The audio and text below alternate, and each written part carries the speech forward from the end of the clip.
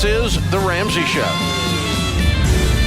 You can be intentional about your character. You can have money and a career. You are the hero in your story. Live from the headquarters of Ramsey Solutions, broadcasting from the Dollar Car Rental Studios, it's The Ramsey Show, where debt is dumb, cash is king, and the paid-off home mortgage has taken the place of the BMW as the status symbol of choice. Doing this show now almost 30 years and getting to meet some of my heroes along the way has been one of my great joys, and then occasionally actually getting to become friends with them, and even more than that, getting to do some work with them from time to time. Today's no exception for that. Pastor Louis Giglio of Passion Church in Atlanta, a good friend, has stopped by with his new book, and we're so honored to have you with us here, my friend. I couldn't be happier to be here with you. Congrats on the space. It's absolutely stunning. Well, thank you. You know about spaces with Passion and the Passion Movement, and fabulous books over the years. If you've never heard Pastor Louis Giglio speak, I don't know where you've been. He's one of the top communicators in the world, and if you're in the Atlanta area, always or anywhere, you can catch him. Passion City Church. I've had the privilege of speaking there, and just wonderful people, wonderful family of God, good folks, and I always like getting to hang out with him, especially when we get to talk about a new book that he's doing called Don't Give the Enemy a Seat at Your Table.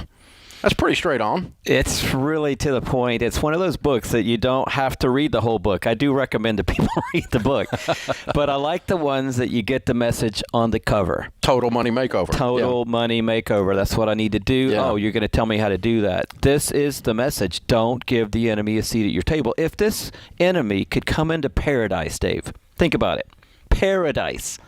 And lie his way in to the hearts of mankind and say, God isn't good, and you can't trust him. If he can do that in paradise, he can definitely do it in my life.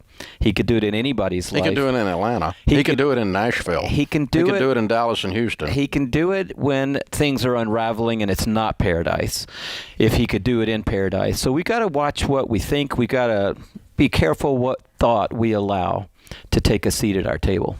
You know, this is apparently my week for spiritual warfare books and information. The pastor that did our devotional yesterday was from Kansas City, spoke on the subject of that, and has just written a book on it as well. That I've read half of it this morning before I came to work. And but you know, he was just making the point that.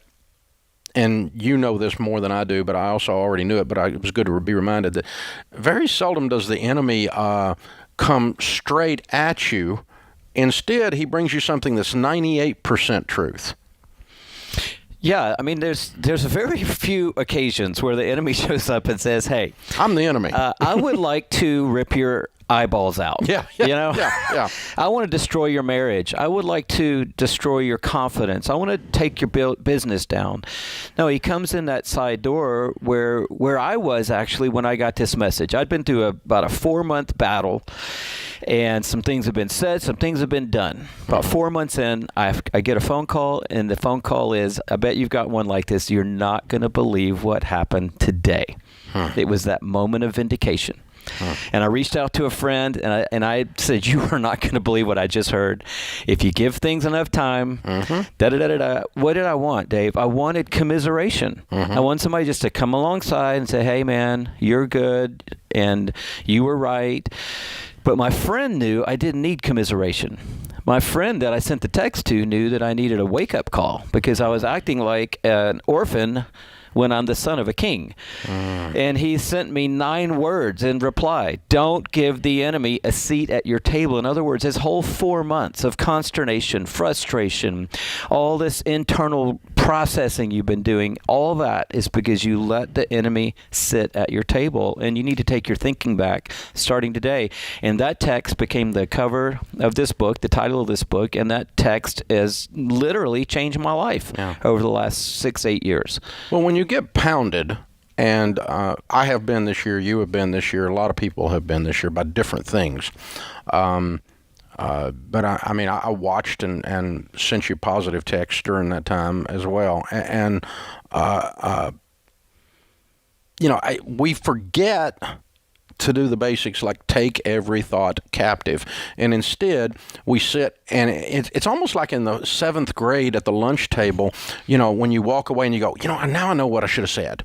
Now, and you just play these tapes over and over and over and over and over again about how you're going to hit back or how you're not going to hit back or how you're going to do this, all that. And all of that is just, you're playing right into this. Yeah, that's what I'm saying. It's we want to control. Everyone, if they really are honest, wants to control. And we don't control a lot. Like this global craziness that we're living in, no one's in control of that. So what are we in control of? We're in control of the truth that God has given us for our lives. And I think that, when we get in a moment like that, what we normally do is just say, okay, great. Fear, you're at the table. Worry, you're at the table. Anger, you're at the table. Instead of going, wait a minute, where did you come from? Mm-hmm. And that's what this book talks about, asking the thought, where did you come from? And if that thought doesn't line up with the character, the purposes, the heart, and the Word of God, then it didn't come from God. Right. And if it didn't come from God, it doesn't get a seat at the table. And so you got to know the truth, because you don't win this battle by fighting against a lie. You win this battle by embracing the truth. That's convicting and disgusting at the same time, because I completely violated that. And I'm not like an immature person. No, I'm like an immature person spiritually or emotionally or anything else. And I completely violated that. I can look back in the last 9 months and go, I did that there, I did that there, I did that. And I know better. Well, but this is a good reminder. Yeah, we all know better. And I think the thing that what I would want to encourage people in for me is that you don't win the battle of your mind one time.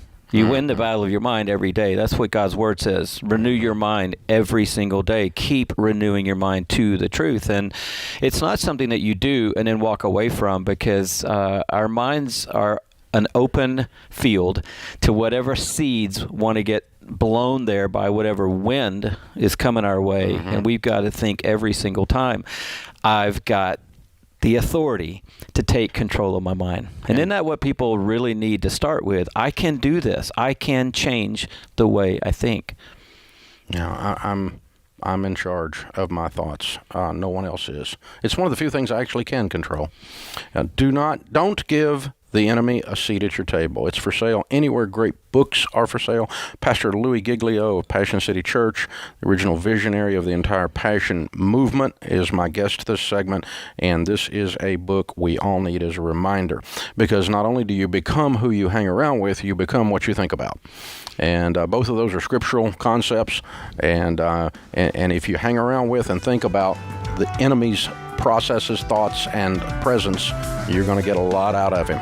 Pastor, love you.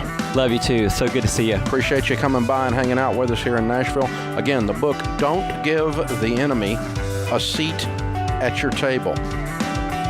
This is The Ramsey Show.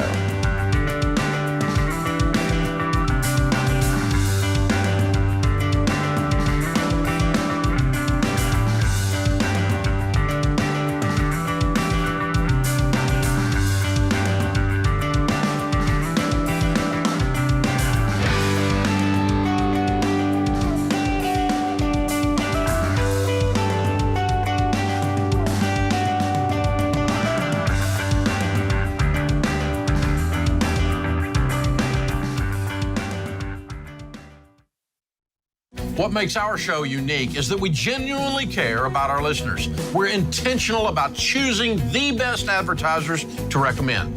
Blinds.com is no exception. They offer high-quality window treatments at unbelievable prices, and they make it simple to shop blinds, shades, and interior shutters with easy online ordering, free shipping, and a guaranteed perfect fit. Go to Blinds.com and take advantage of this week's special savings.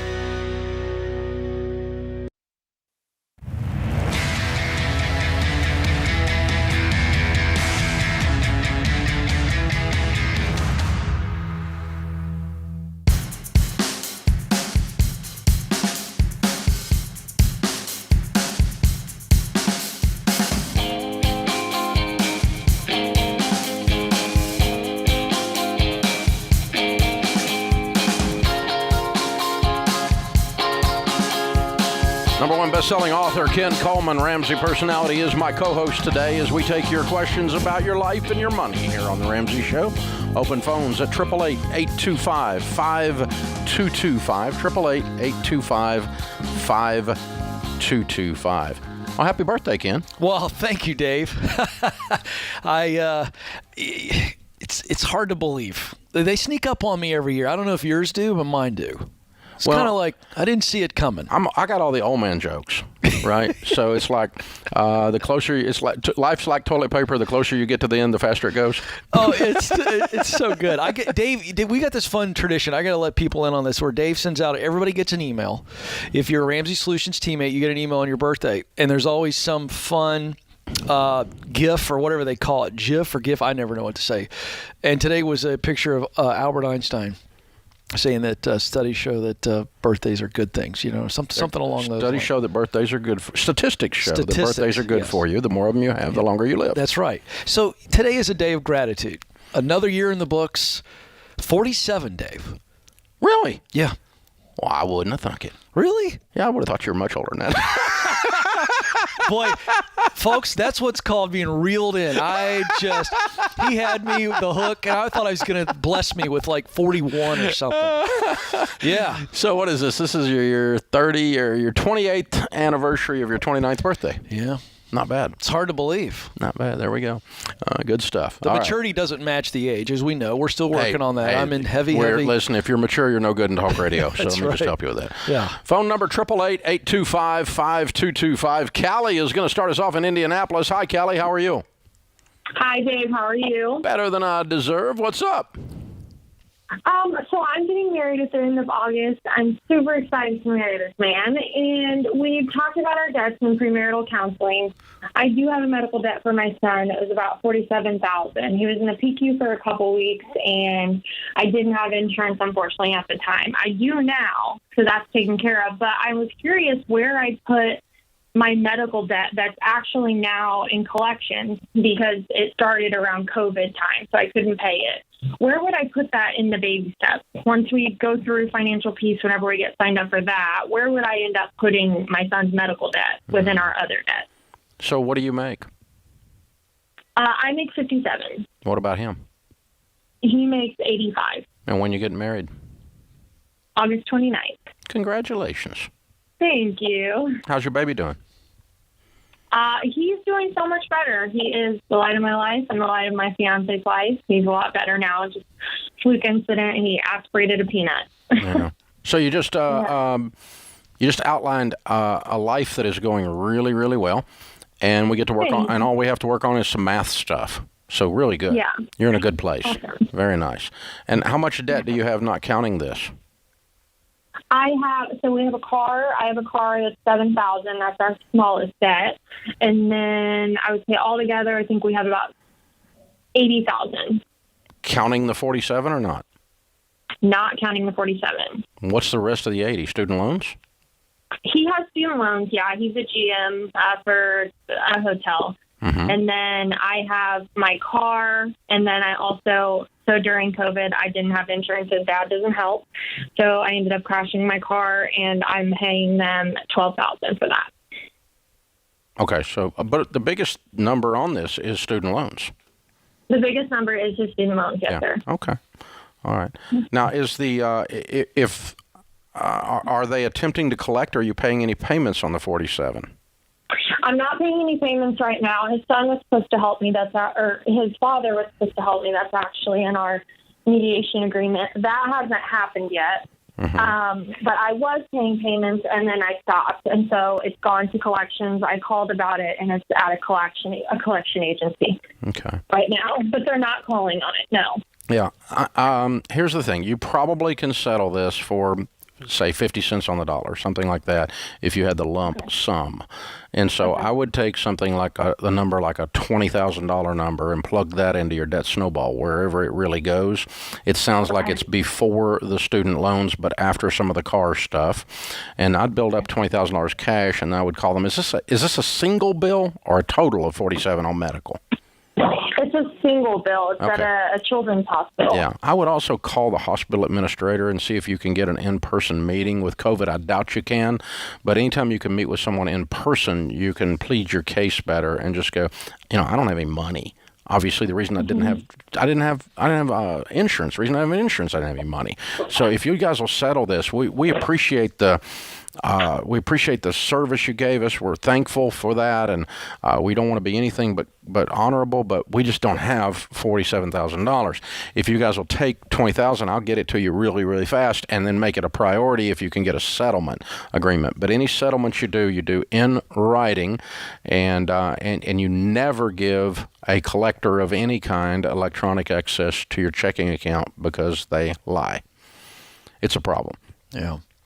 Dave, what happens if she goes to the hospital, and I love that advice, the hospital has an option there to call the collection agency, I presume, and say, hey, we want to pull this back. We've talked to them, and we're working this out. Yeah, they can. They don't usually if you just call them. Yeah, I agree. That's why. But an in-person meeting where you go in, not accusing the hospital of having done something wrong. That's right. Like, why do you people charge so much? None of that. And you're the price problem with you. No. This is a children's hospital to help you with your child. You're grateful. Yep. And you start with that, and then you go, well, it's just a math problem. It's not a matter of intent. I don't have the money, and if you guys will settle this, we can get it knocked out pretty fast. If we're going to pay the whole $47,000, it's going to take a long time. Yep. And most of the time, it's interesting. Even people in the administration in hospitals tend to attract people with mercy. Yes. Merciful people. Yes. And so, not always, but they have a tendency to do that. They move into the medical field for one reason or another. And so you oftentimes find someone with heart. But again, you're not going in belligerent. No. You're not going in accusing them of having done something wrong. If you're going to do that, you need an attorney. Yes. But that's, because the hospital somehow malpracticed or something like that. But that's not what we're hearing here. No. In fact, I was going to say, if you have the spirit that you have on this call, this is a woman who sees the end. She's going to knock it out. She's excited about the days ahead. And, part of this deal is you got a deadbeat dude on the other side of this isn't helping. I'd share that story too and go, hey, but I'm not relying on him. I'm here to handle this. You help my baby, and I want to do the right thing. I think that conviction, along with the spirit she has, is very attractive. It is. I mean, it's just human nature and it's proper relationships. And but sometimes what happens is we get afraid, or we are ashamed, and out of those emotions, we project something else rather than humility. We project anger. Some of the meanest people in the world are people that are afraid. Yes. As an example. So that's not her. No. And so, I think you knock out your car, then you knock out the car debt where you hit somebody else without insurance, and then you put $20,000 on the list, and then you get to the student loans. And you guys just attack that as fast as you can. Any money you get from the the dad of the child, this would be called gravy on the biscuit because it's unexpected. Yep. And you'll get there as fast as you can. Now, I think we can go a little step further and say, if you're out there and let's just kind of do a teaching segment. If you have a bunch of debts in collection that you haven't paid on, it's been 10 months, 20 months since you paid on this credit card. It's been 10 months, 20 months since you paid on this old bad debt from whatever, from a medical bill or whatever else. You make a different list of those things.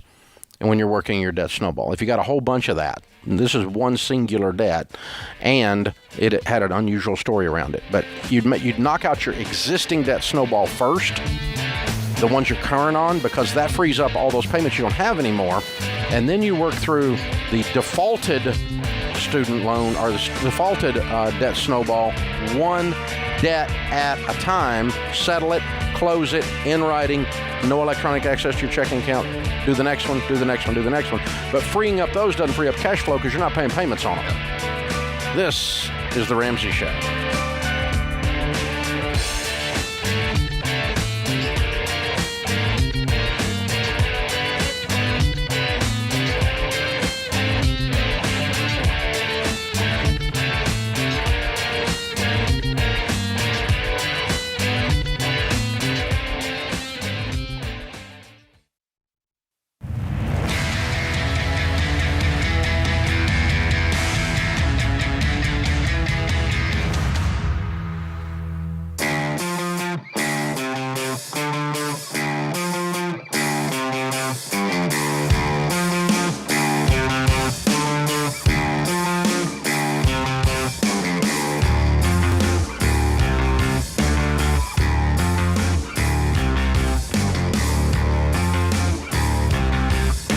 In the lobby of Ramsey Solutions on the debt-free stage, Ken Bonnie joins us from Jacksonville, Florida. Hey, Bonnie, how are you? Hi, Dave. I'm good. How are you? Good to have you.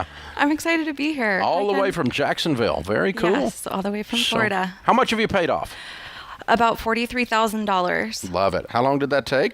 Almost 14 months. Good. And your range of income during that time? I started at about 81 and then just got another promotion, so I'm at about 97.5. Hey. I like it. What do you do for a living? I'm a service executive for a technology company, so client relations, essentially. Yeah, good. And obviously good at it. Very good. Thank you. So what kind of debt was your $43,000? A tax bill, 6 credit cards, a personal loan from my parents. That was pretty much it. No student loan debt. Okay. All right. How old are you? I'm 41. 41. Yeah. And 14 months ago, you kind of have been bopping along with this, like, lower back pain kind of debt. That's what that kind of debt is, isn't it? It's like you're making enough that it's small enough that you can almost ignore it if you take a few Advil, you know? But it just keeps coming back and it's always there. Is that right? Yes, it was. What happened? What broke you loose? I was planning a extravagant birthday trip to South Africa for my 40th birthday. Yum. Yeah, a trip I couldn't afford, and I was taking stock of my life and had a come to Jesus moment with myself.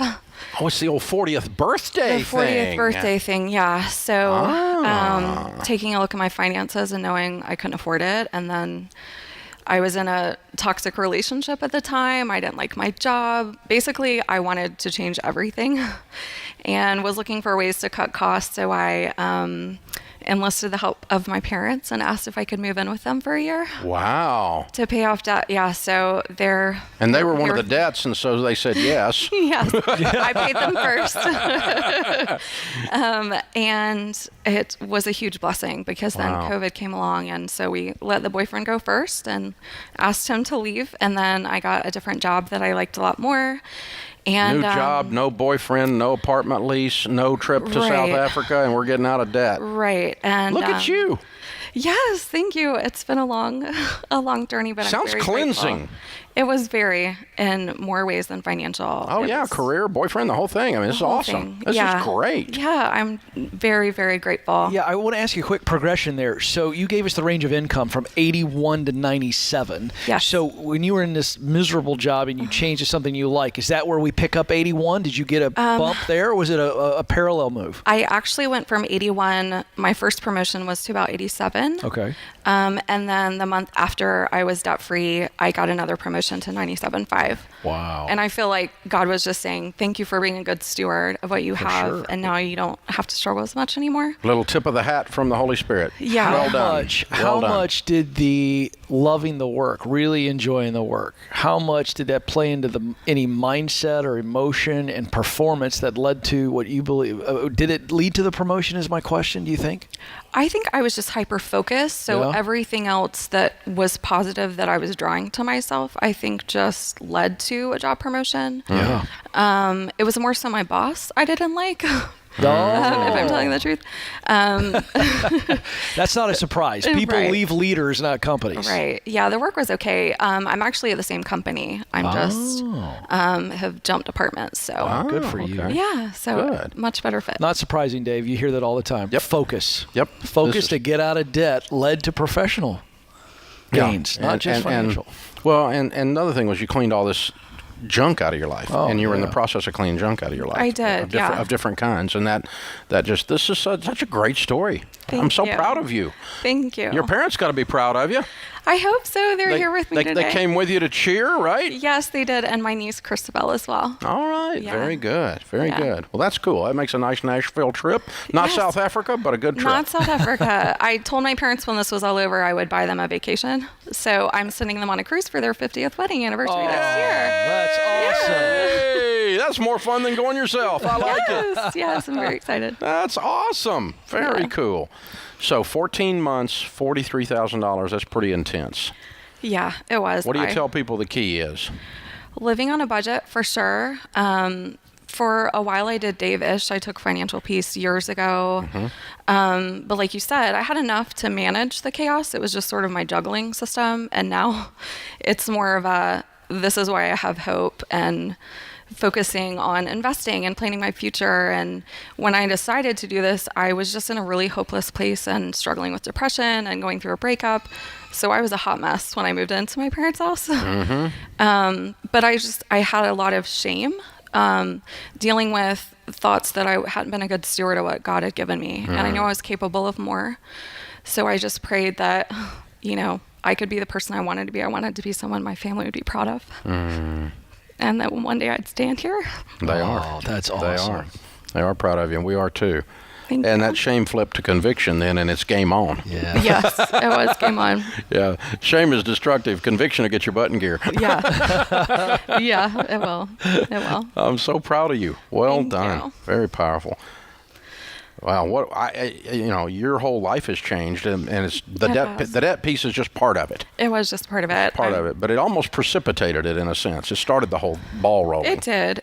I feel like it really came to a head, and I was unrecognizable to myself, and that really started my journey to be Gonzalez and get out of debt and change everything. But yeah, I'm happier now than I've ever been. It's the highest base salary I've ever had. I just feel like it's a reward for being a good steward of what I've been given. You're free. Yes. And I you're feel very free. and you're generous. Yes. And you're in a much healthier place all the way around. Much healthier, yeah. So when the emotion just grabbed you there, because you were talking about, I envision getting to this moment. Here you are. You did it.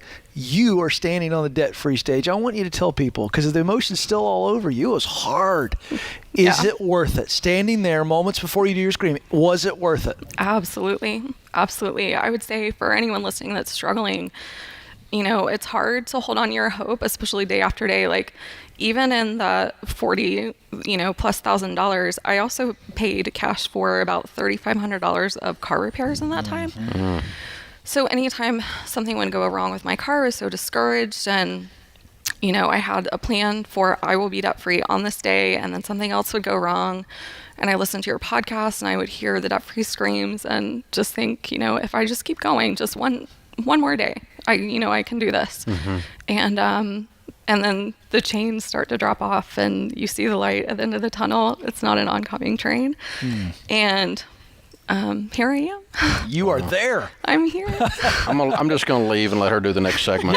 Yeah. She could take over the rest of the hour. I think everybody's signing up for Financial Peace University right now. That's right. I'm amazed. This is so powerful. Yeah. Well done. you. Very, very well done. Thank you. All right, Bonnie, we've got a copy of The Legacy Journey for you, because that for sure is your next chapter in your story, a chapter of generosity and legacy and control and destiny, and that's where you're headed. You're a powerhouse. You're amazing. Thank you, You Dave. grabbed every part of your life up by the neck and shook it and made it behave, and it was very, very powerful. It's an honor to meet you. Thank you. And also a copy of the Total Money Makeover for you to give away, because you haven't shut up talking about this, and somebody that needs a copy of it, that you've been bothering about this stuff. And we're just so proud of you, and I know your mom and dad are. Very, very well done. All right, it's Bonnie from Jacksonville, Florida. $43,000 paid off in 14 months, making 81 to 97. What a great story. Count it down. Let's hear a debt-free scream. 3, 2, 1. I'm debt free.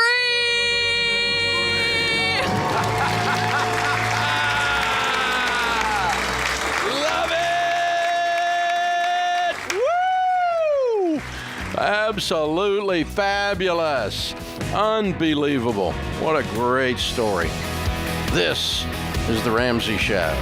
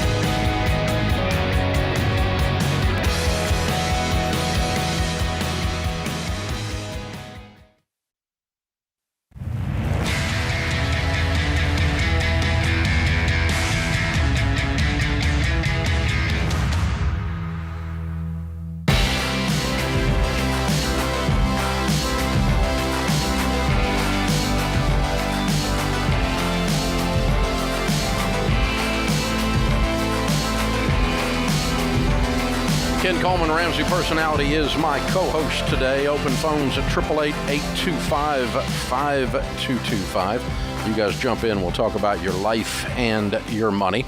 If you're in debt, we know it can feel like you're fighting a losing battle with those bills. Sometimes you can feel stuck like Bonnie in our last debt-free scream there. You may wonder if you're ever going to get ahead. Well, you can. You can get control. You can grab things by the neck like she did. You can build the life you want. We will show you how in Financial Peace University. Millions and millions and millions of people have learned the proven plan to work out of debt and into wealth in Financial Peace University. And, of course, you're going to be sticking to a budget. That's part of the plan. And you'll have the premium version of our budgeting tool, Every Dollar. Both both Every Dollar and Financial Peace University are available at Ramsey Plus. You can start a free trial of Ramsey Plus and end this constant battle with and for your money. Just text TRIAL to 33789. Text TRIAL to 33789. Sarah is with us in Los Angeles. Hi, Sarah. Welcome to the Ramsey Show. Well, hello, Dave. How are you? Better than I deserve. What's up? My husband and I are on baby step 2. We've paid off $23,000 and have another 22 to go. Cool. My mom keeps asking me to help her and my dad figure out their budget, help them start on the Ramsey plan. I just finished reading The Total Money Makeover, and I gave her my copy. Good. And now it's leading to us fighting. My dad is 57, and my mom's 54. My dad wants to retire soon. They keep trying to convince me that their 800 credit score is good. My dad doesn't want to stop the 15% that he's currently investing, even though they're just shy of $110,000 in debt. Yeah, well, there's no reason to fight. That's what I say. Do what? I said, that's what I say. Yeah, well, so, I mean, if they don't want to do it, they don't have to do it. Well, that's what I keep saying. I'm not going to fight over it. You guys do whatever you want to do. You asked me, and so I told you what we were doing. I gave you a copy of the book, but you don't have to do it. It's not a law. Well, and that's what I'm trying to say. And then they turn around and they're like, "Oh, well, but we need to get out of debt and we want to retire." Well, yeah, but I mean, I showed you how. You got to decide which one you want to do. You can't be both. If you want to know how I did it, I showed you how I did it. I used the Total Money Makeover baby steps. This is how I did it. I don't know how to tell you how to do it other than that. That's the only way I know. This is you talking, okay? And so, I'm not going to fight with you. You guys can either do it or not do it. I'm going to love you either way. You're my mom and dad. I'm going to love you even if you're stupid. Don't say that, but you can think that. Yeah, right. Yeah, no, they'll kill me. I can't say that. I know. But you see what I'm saying? That's what's going through your head, right? But here's the thing. The fight comes when they are trying to convince you to not do it, the Ramsey stuff, the baby steps. And the fight comes when you are trying to convince them to do the baby steps. So the best way you can convince them is to continue to do it properly yourself and win, and and it sets an example for them. But you can't make people do stuff. Yeah, that's true. You can make little kids do stuff, but you can't make grown people do stuff.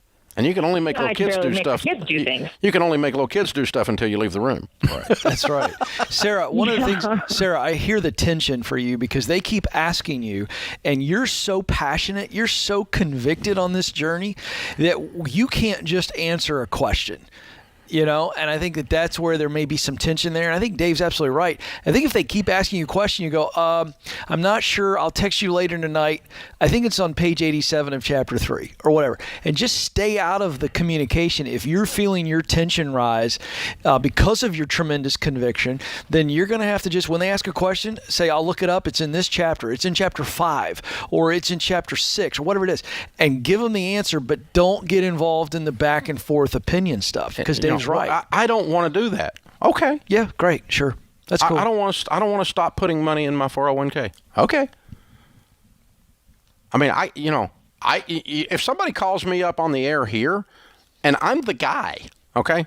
It's not just like a theory for me. I'm the guy that wrote it and did it for me and tens of millions of people, right?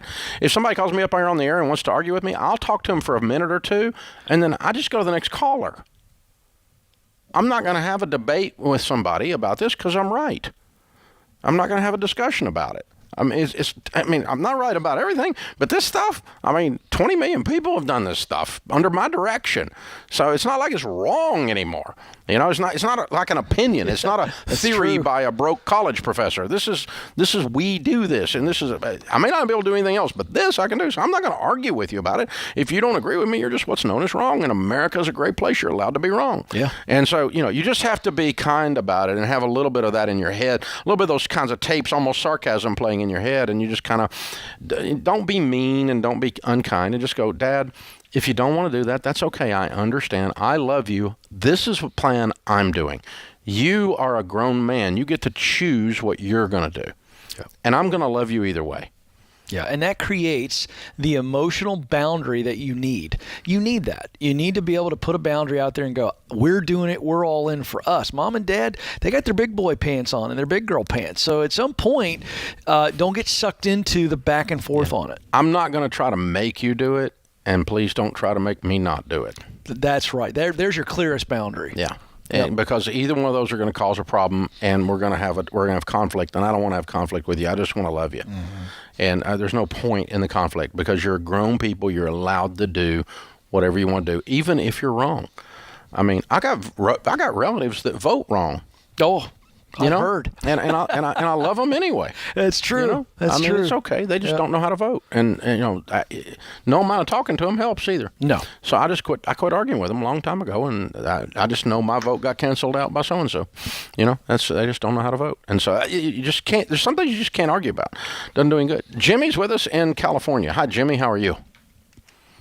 Doing great. How are you, Dave? Better than I deserve. How can we help? I'm calling because I have a quick question. My wife and I are on baby step number 2.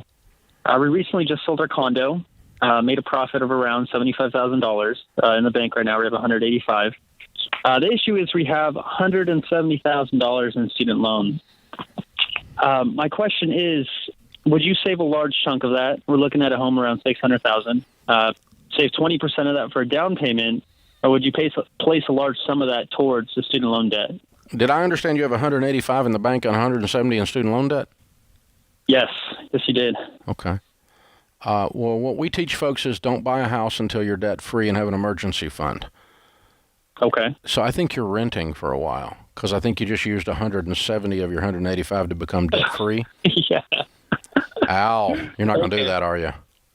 Well, he's crying. Program. He's laughing like it's the most ludicrous thing he's ever heard. Well, as ludicrous as it sounds, it also kind of did. Just for a second, when I said that, did you feel kind of free? Yes, that would be amazing. Yeah. You have to admit down inside your stomach that something was set free when I said that. Down inside your soul, something was set free. Because that 170 looks like it's insurmountable. Yeah. It looks like freaking Mount Everest. And for just a second, I placed you on top of Mount Everest and you were cheering for just a second. And then you started rolling your eyes and going, I think this guy's crazy. Hey, Jimmy, do you have a good job? You gainfully employed? Yeah, so I'm an ICU registered nurse, and my wife is the emergency department. All right, here's what I want you to do. What's your household income? We are around 160. Way to go. My gosh. Way to go. Jimmy, here's a fun exercise for you. You and your wife tonight, dinner, okay? Write down what it would look like. What would your financial situation look like if you paid the 170 off? You had $15K. You're living in an RV, right? Yeah. And then you got really good income. What would life look like? I think you just got to get over it. You got to write it down on paper and look at that. How fast could you save $100,000? Oh my goodness. We paid off this was before I knew about your program. Yeah. We paid off like 2 $40,000 cars within a year. Yeah, so I think you could save $100,000 a year. And I think you're going to be in a house by this time next year. And you're going to have an emergency fund and no student loan debt. And you're going to look back 10 years later and go, that crazy guy on the radio was right. And if you don't do this, you're going to limp for a decade. Hey, you tell people what to do all the time in your business. And they either do it or they don't. This is The Ramsey Show.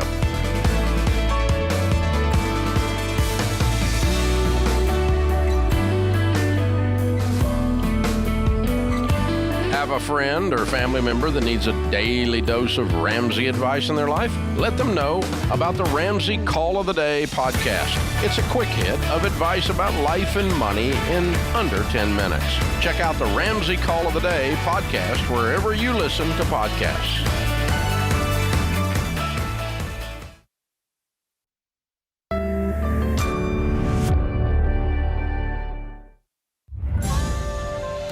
This is The Ramsey Show. You can be intentional about your character. You can have money and a career. You are the hero in your story. Live from the headquarters of Ramsey Solutions, broadcasting from the Dollar Car Rental Studios, it's The Ramsey Show, where debt is dumb, cash is king, and the paid-off home mortgage has taken the place of the BMW as the status symbol of choice. I'm Dave Ramsey, your host. Ken Coleman, Ramsey personality, #1 best-selling author, is my co-host today. You jump in, we'll talk about your life and your money. It's a free call at 888-825-5225.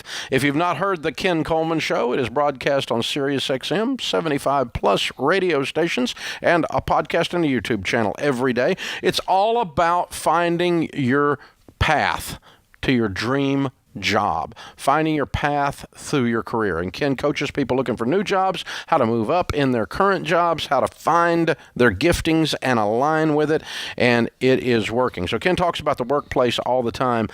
Ken, one of the things I'm seeing right now is all this talk about burnout and coming back from the pandemic. A lot of people are going back to jobs that they hated, and they realize now how bad they hate them, and they're quitting like crazy. We're seeing a huge number of people quitting their jobs. Some people are calling it the Great Resignation. But if you ask someone if they love the work they do, they oftentimes say yes, and they're lying. Why do they do that? Well, there's something about what other people think. You know, we've seen this happen more so in the pandemic than I think any time in modern history, where we just are so worried about being criticized and questioned. And so it's almost a little bit of the old golden handcuffs. You got a good job with good benefits, good pay, and the idea of moving on to something else is almost scoffed at. And, you know, we talk a lot about this on the Ken Coleman Show. We've got 7 stages, a very clear path. And stage 5 is one that people really need to grasp, certainly people that listen to this show. It's called Get Promoted. And this is the idea of moving up the professional ladder. And there's 2 benefits, Dave, to getting promoted. Certainly, when you get promoted, most of the time, you're talking about getting more income. And that helps us with whatever stage that we're in the baby steps, right? That bigger shovel is applied throughout the baby steps. Right. We always need the bigger shovel. But the other thing, Dave, is that we long to do work that really matters deeply to us. We want to be challenged. And if we're not getting promoted, if we're not growing professionally, then we're not growing personally. You're dying. If you're not growing, you're dying. There is no I'm going to sit here and do the same work for 38 years. That's right.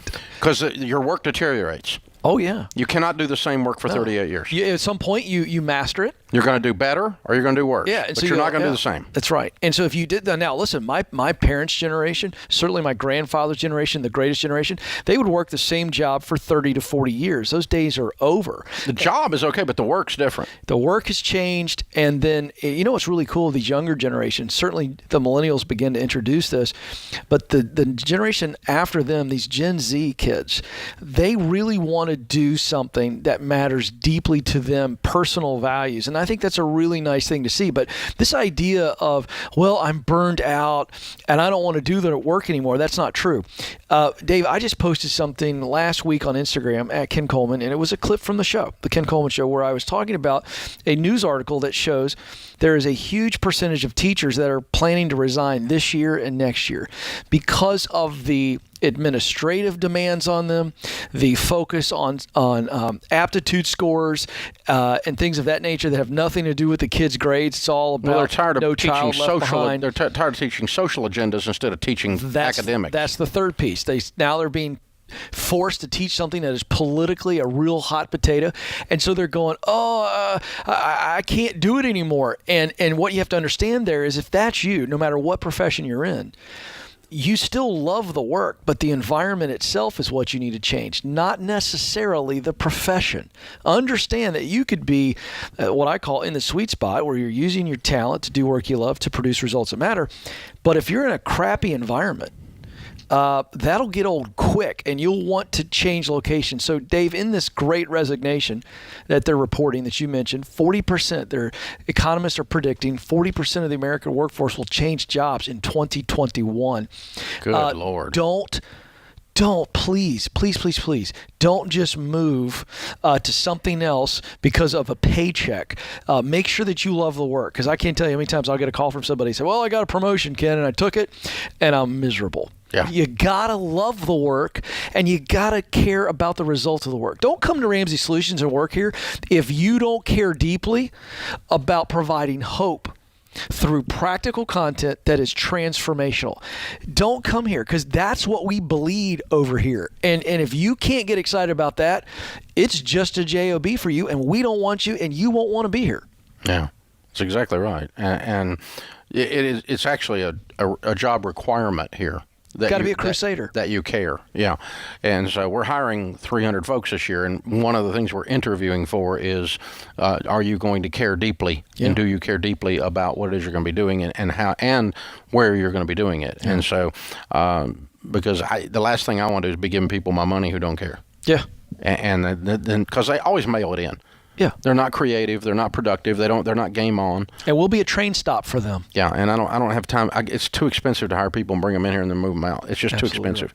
It's too expensive emotionally. That's right. Because I fall in love with, I love the people, and then they leave, and it breaks my heart. And so I can't, I'd rather just get folk that actually care and are going to stay. That's a better plan. And so that ought to be you, whether you're coming here or anywhere else, is what Ken's saying. Yeah, don't have the train stop mentality. Have the ladder mentality. All right. So I am moving towards that dream job where I am just absolutely in my sweet spot. I'm using my top talents to do tasks and functions or fill a role that I look forward to. And it creates a result that personally connects to my values. These are the things I want to contribute. That has to be, it has to be always the litmus test for what am I choosing. And this idea of getting promoted, Dave, stage 5, is all about moving up the ladder. Because here's what happens. We saw it with our debt-free screamer. We see it all the time. When I get focused on just the debt snowball, we see people get promoted and make more money. But what if you were focused on not just making more money, but doing work that you love? You're going to see income and impact, Dave, both of them move up. And that's what everybody longs to do, is to make a difference instead of a job. And it occurs to me that even in a given position, you can everything's changing so fast. Quickly. The technology's changing, the methodology is changing, the delivery mechanisms are changing. We didn't, I couldn't even spell podcast a few years ago, and now 12 million of you listen to this podcast, on this show. And we've had 10 million on the radio for years. But, so you all of a sudden, we've got young people that were broadcast people that are now podcast people, all in this building working on our podcasts all the time. And so you could have started here, and you're still doing the same job, but you're doing it in a different way with new technology, and that is a form of promotion. Absolutely. And so there is a clear path. We're excited, Dave. We got a big announcement coming soon, a book that's going to reveal all 7 stages in the clear path to doing work you love. Very excited. Ken Coleman, Ramsey Personality, is my co-host today. This is The Ramsey Show.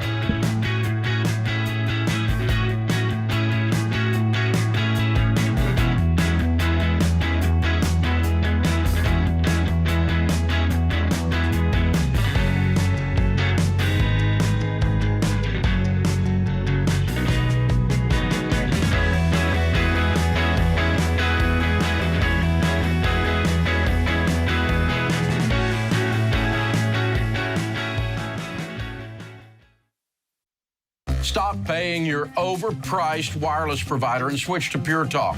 They use the same network as the larger providers for much less. For just $30 a month, get unlimited talk, text, and 6 gigs of data with no contract.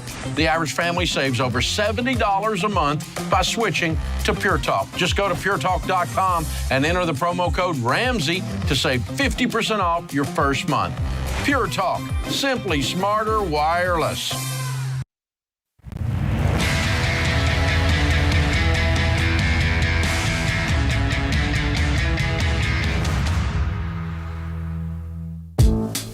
Ken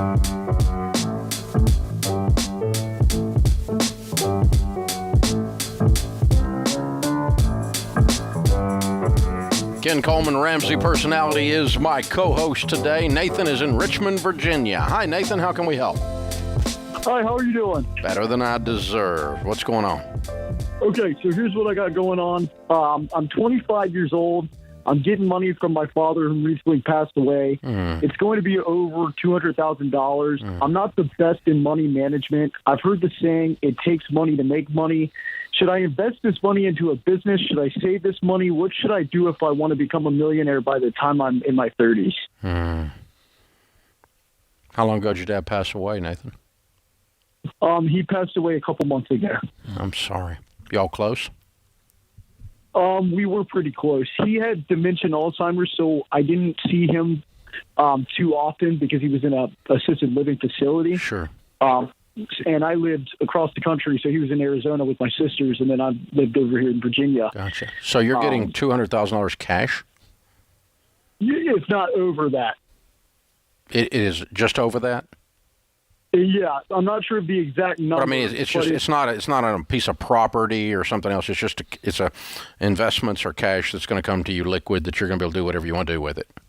Yes, like my brother's going to hand me a check. Gotcha. Okay. And what do you make a year now? So a year, I usually make around, I'd say $35,000 a year. Okay. All right. So here's what I would tell you. You're calling very, very wisely to start to gather some wisdom about something you don't know anything about. You have never driven a car before, and someone just gave you car keys, right? Correct. And you go, well, I hear these things go fast. Right? Yeah. And so, and yet if you remember the first time you got behind the wheel of a car, it was both freeing because you could now go places and control your own destiny, and it was terrifying. And if you don't have both of those feelings with this process, you're not wise. Right. Okay, so I'll start with it takes money to make money is not a true statement. That's a statement that broke people say as an excuse to not become broke people. Can you make money using money? Sure. But actually, the vast majority of people who build wealth do not build it because someone handed them $200,000. They build it because of their habits and their character. Okay. So that's you. So here's what we're going to do. We're going to number one, I'd tell you to do is just slow way down. I would want you to move along the spectrum from exciting to boring over towards boring. Your job is to manage this money. Your job, as if it's someone else's money and you're managing it for them. Your job first is not to lose it. Your job second is to maximize it. But most people, when they get handed the keys to the car, step on the gas. And meaning they think their job is to maximize it, and they end up losing it. So people that end up in your situation get money lose it very often because they make the mistake of they think it has to be exciting, it has to be sexy, it has to be wild, it has to be crazy, because if I don't maximize it, I'm doing something wrong. It takes money to make money, we all know that, and so I'm going to invest it over here, and I'm going to do this, and I'm going to do that, and I'm going to do this. Wrong. Slow down. Number one rule, Nathan, don't put money in something you don't understand. Don't put money in something someone else tells you is a good idea and they sound like they're really smart people. Around the money business, and I've been around it 40 years, there are a lot of enthusiastic ignoramuses. They mean well, but they're dumber than a rock. And they're excited about their stupidity. And they will put you in stuff. They'll put you in stuff, man. And all your broke friends also got an opinion already, don't they? Yeah, and here's another piece, too. I started a meat company, but the thing about it, when I started this meat company, it's not my passion because I was so money hungry to where I let money kind of consume my mind of, I need to make money, I need to be this by the time I'm this age. Yeah. And I chased things that weren't my passion. And then I realized as I got into it, I'm like, shoot, I don't want to do this anymore. Okay, so let's take a couple things. Number one, we can work on your career, and that would be a good use of a little of this money.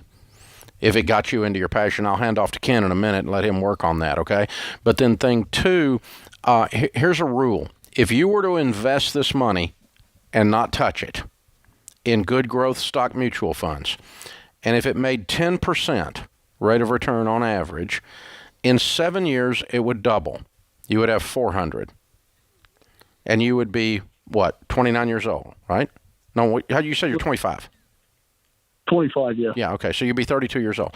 In 7 more years, it would double again, and it'd be 800,000. And in 7 more years, it would double again, and it'd be $1.6 million. And that is a boring, never touch it investment program. You're probably not going to do exactly that, but I want a little of that in the formula here, my brother. Okay. Where you go have a life and you pretend you don't have this money and you let it grow and double and grow and double and grow and double.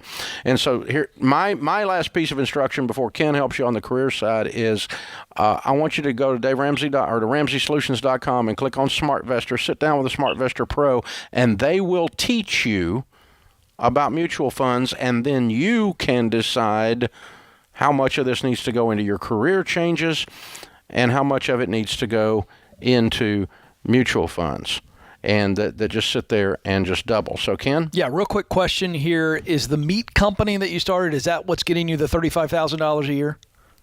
Yes. All right, and so you don't want to do that. What do you want to do? I know you got some ideas or one clear idea. What is it that you really want to do? So I really want to do fitness because even in the times when I was at my lowest, I always stuck to it. Yep. And it seems like it was like introduced to me, Great. at a young age. And So I is just fell in love with it. that a fitness coach, trainer? Is that what we're talking about? So I want to compete in shows, and I want to launch. I want to be able to get a following through the Instagram and be able to launch a business online and help people reach their fitness goals via online, because everything is online now. Sure. And also, even in person, but doing it online, it gives you that Sure. freedom to be able to travel and All right, still help so people out with their goals. let me make sure I heard this right. You want to be a fitness competitor and then eventually develop some type of online and in-person training business. That's a two-parter. Am I right? Yes. Okay, so here's the deal. I'm going to caution you on this. Being a fitness competitor is a whole different ballgame. We only can make money when we win. So if that's the first goal, you're going to need a day job. So you got to sit down and go, now, what's the best strategy? Here's what I would challenge you to think through. You're clear on what you want to do. That's stage 1 of my 7 stages. Stage 2 is get qualified. So you need to answer the question, what is it that I need to do to get qualified to train people online? Now, online, there's no technical qualification. You just got to have good content that people say, all right, I'm going to watch this guy and I'm going to train the way he trains. But if you want to do it one-on-one, there's some qualification that you need. How much is that going to cost you? How long is that going to take? We're going to have a day job still in all of this process. So if you got the meat company. Could be a personal trainer. Could be a personal trainer is where I would go into. So get qualified to do that. Get in the proximity. That's it. Start doing that and then compete. And any money we make competing and the online business, it's going to grow over time. I would get in the field, work for a gym, and have somebody else pay you to do the training so that you can move from meat company into this job and not interrupt the income. Because Dave, we don't want him to touch this $200,000. Nathan, I want you to take $24,000 of the $200,000 and set it aside for a year's worth of $2,000 a month. Yeah. I want you to pay yourself out of a little savings account $2,000 each month for 1 year. During that year, I want you to develop a real group of one-on-one personal training clients that pay you well, and you use that money to eat with. Yep. Then you will also perfect your training techniques. Meanwhile, you get to work out like a crazy person for your own competition goals. And let's build a training business, then build an online business while we're competing. And I think that's an order and a way to get at this, and use a little bit of the money to do that. And let's invest the rest of it, and don't be spending a bunch of money on unproven business ideas or trying to buy a franchise and a business out of a box. You're not in a position to do that yet. You got to get some more notches in your belt. This is The Ramsey Show.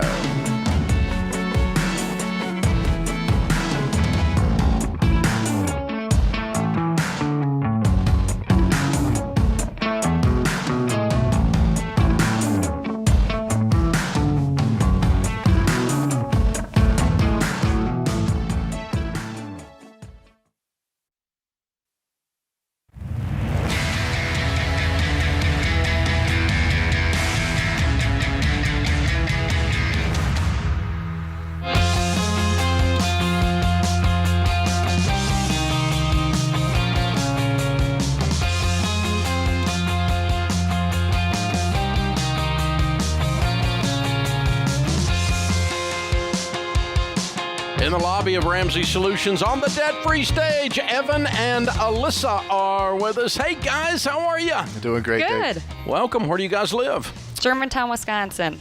Milwaukee area. That's right. Yeah, good. Good to have you guys. Welcome. All the way to Nashville to do a debt-free scream. How much have you paid off? $103,000, just north of $103,000. Good. How long did that take you? About 36 months. Good. And your range of income during that time? It ranged from 120 to 170. Good. What do you guys do for a living? I work I'm a sales executive for a large insurance company. Mm-hmm. And then I was working at a bank and with financial advisors. Okay, good. Very cool. So both of you numbers people around the numbers world for sure. What kind of debt was the 103? Yeah, the majority was student loans. Mm-hmm. We had a 2013 Camaro sitting in the driveway and a 2018 Honda Civic that we got rid of along the way as well. But the majority student loans and a little bit of credit card debt on top of it. So you sold both those cars? We sold the Honda Civic actually to our grandparents. That kind of kicked us off, and we're thankful for that. I think they paid a little bit above market just to help us on the way. That's nice. Yeah. And then Camaro ended up turning into a 2005 Sierra that we still have to this day, paid full. So. Oh, wow. Yeah. Okay. Wow. Good for you. So what happened 36 months ago? What starts this journey for y'all? Yeah, we pretty much were just thinking, hey, we're gonna be cuffed to these student loans for the next 10 years and these car payments the next 5, and never put too much thought to it. But the place I worked at the time, a friend of mine, Joel, I know he's listening back home. He came to me one day and said, "Do you ever hear this book, Total Money Makeover?" And this guy Dave Ramsey and. Said no. He said, well, I was listening yesterday, and this girl paid off $90,000 of student loans in 2 years, and there's people paying off their mortgages in 4 to 5 years. So immediately that got my all of a sudden the light bulb goes off. There's a different way to do this. Yeah. That'd be cool. That's what your mind says. That'd be neat. Yep. How do you do that? Yeah. So I run home and I'm all jacked up, and bring the idea to Alyssa and why would we do that? Why would we put ourselves through that stress? And we went to a restaurant locally, jotted down a bunch of notes about what was coming out every month, and then on a different piece of paper wrote down a bunch of goals that we had over the next 5-10 years. And we noticed we can't have $3,000 going out every month of student loan payments and debt payments and accomplish these things at the same time. So we got to figure something out. Okay. But I'll be honest, I was not fully bought in. Sure. So it took I told him, I will, entertain this for you, and we'll see how it goes for the next couple months. Okay. But after these couple months, it was like, why have we never lived like this before? It was hard at first, but it wasn't, a huge life change. I didn't think. It didn't kill you. No, we're still here. And you can see your way out. Exactly. Yeah, if you can see your way out and it doesn't kill you, you'll do it. Yeah, so you went and picked up the Total Money Makeover book yourself after the restaurant? I did, yep, and that's been passed through the family now. So that's another thing about our Midwest upbringing. It's conservative, we don't talk about money, but Alyssa and I going through this journey has all of a sudden opened up those lines of communication in our family and her family, and it's just been a serious blessing for everybody that's come in contact with us throughout the journey. So it's been really special. Yeah, you've inspired people is what it amounts to. Right. And that's why we're here, We're not just here to celebrate our debt-free scream, but if we can make an impact on one person listening in, it's the weight of this. I have a newfound respect for folks sitting on that lobby waiting for their debt-free scream. We were laughing, crying over the last, hour or so. And getting nervous about getting the microphone. That's right. Yeah, you're doing great, though. You're doing great. Thank you. I've got a relationship question. Yeah. Because for a married couple, this has got to be a joint deal. And Alyssa, I love what you said. You said, okay, we go to the diner or wherever you go, and we got 2 pieces of paper, okay? And Alyssa, I love it. You said, well, I wasn't bought in, but I was like, all right, I'm open-minded. Would you speak to the importance of that relationship component if one of the spouses is like, I don't know yet, but giving it a chance? Because that seemed to be really big for you because you saw it. Yeah, I would say, Evan has a lot of crazy ideas, I think. But Go, Evan. This time I was like, this actually sounds like something that would help us in the future. When he brought the ideas to me, I just didn't want to have to do a big life change. I think it's scary. Sure. All of a sudden, I can't, go get something at the store. I feel like I can't spend money.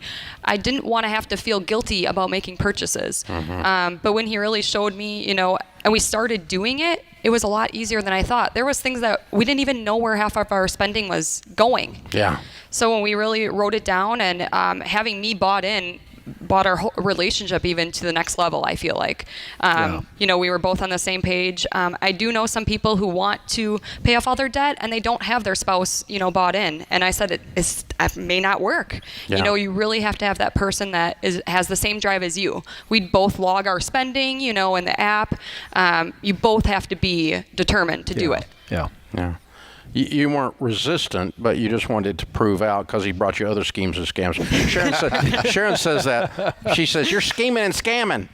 No, I'm not doing either one. I'm just having a discussion here, woman. A big driving factor, you know, one of the things on that list was she's always wanted to become a stay-at-home mom when we had kids. And, you know, anybody that's ever seen her be a mother will tell you she's built for it. You know, she is the best mother that you'll ever see. And as a result of this program that we stuck to over the last 3 years, we've been able to accomplish that goal for her, and I think that got her on board. You know, once you start talking like that. Yeah, there you go. Yeah. That's great. You know, here's another thing. You made it personal for her. It wasn't just about your big idea and that you got fired up from the book.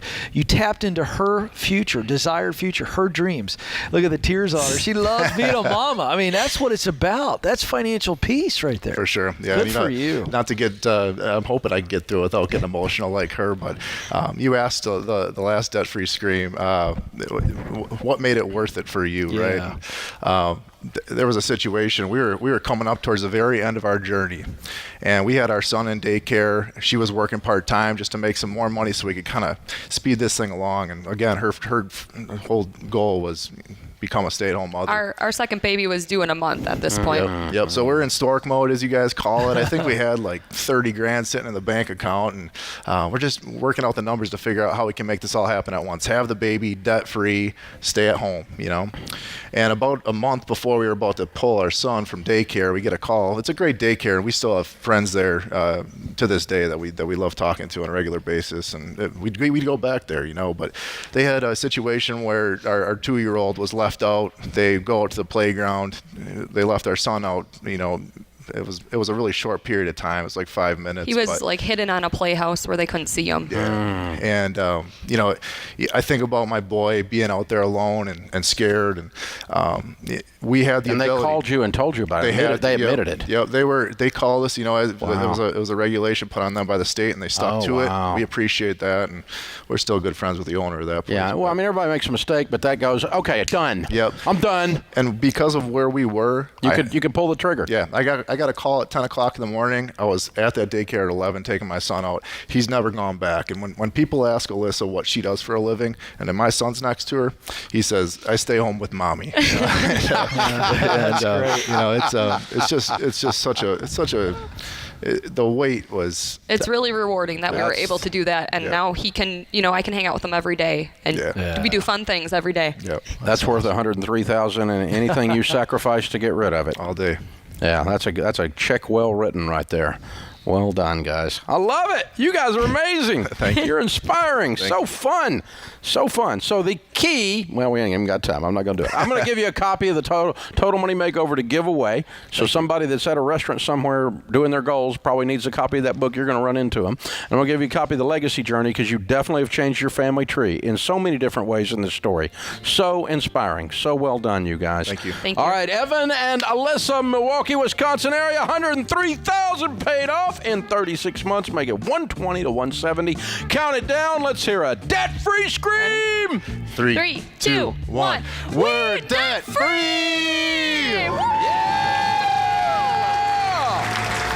Yeah! Yeah, baby! Woo! You want to stay home with your kiddos? Touchdown. This is The Ramsey Show.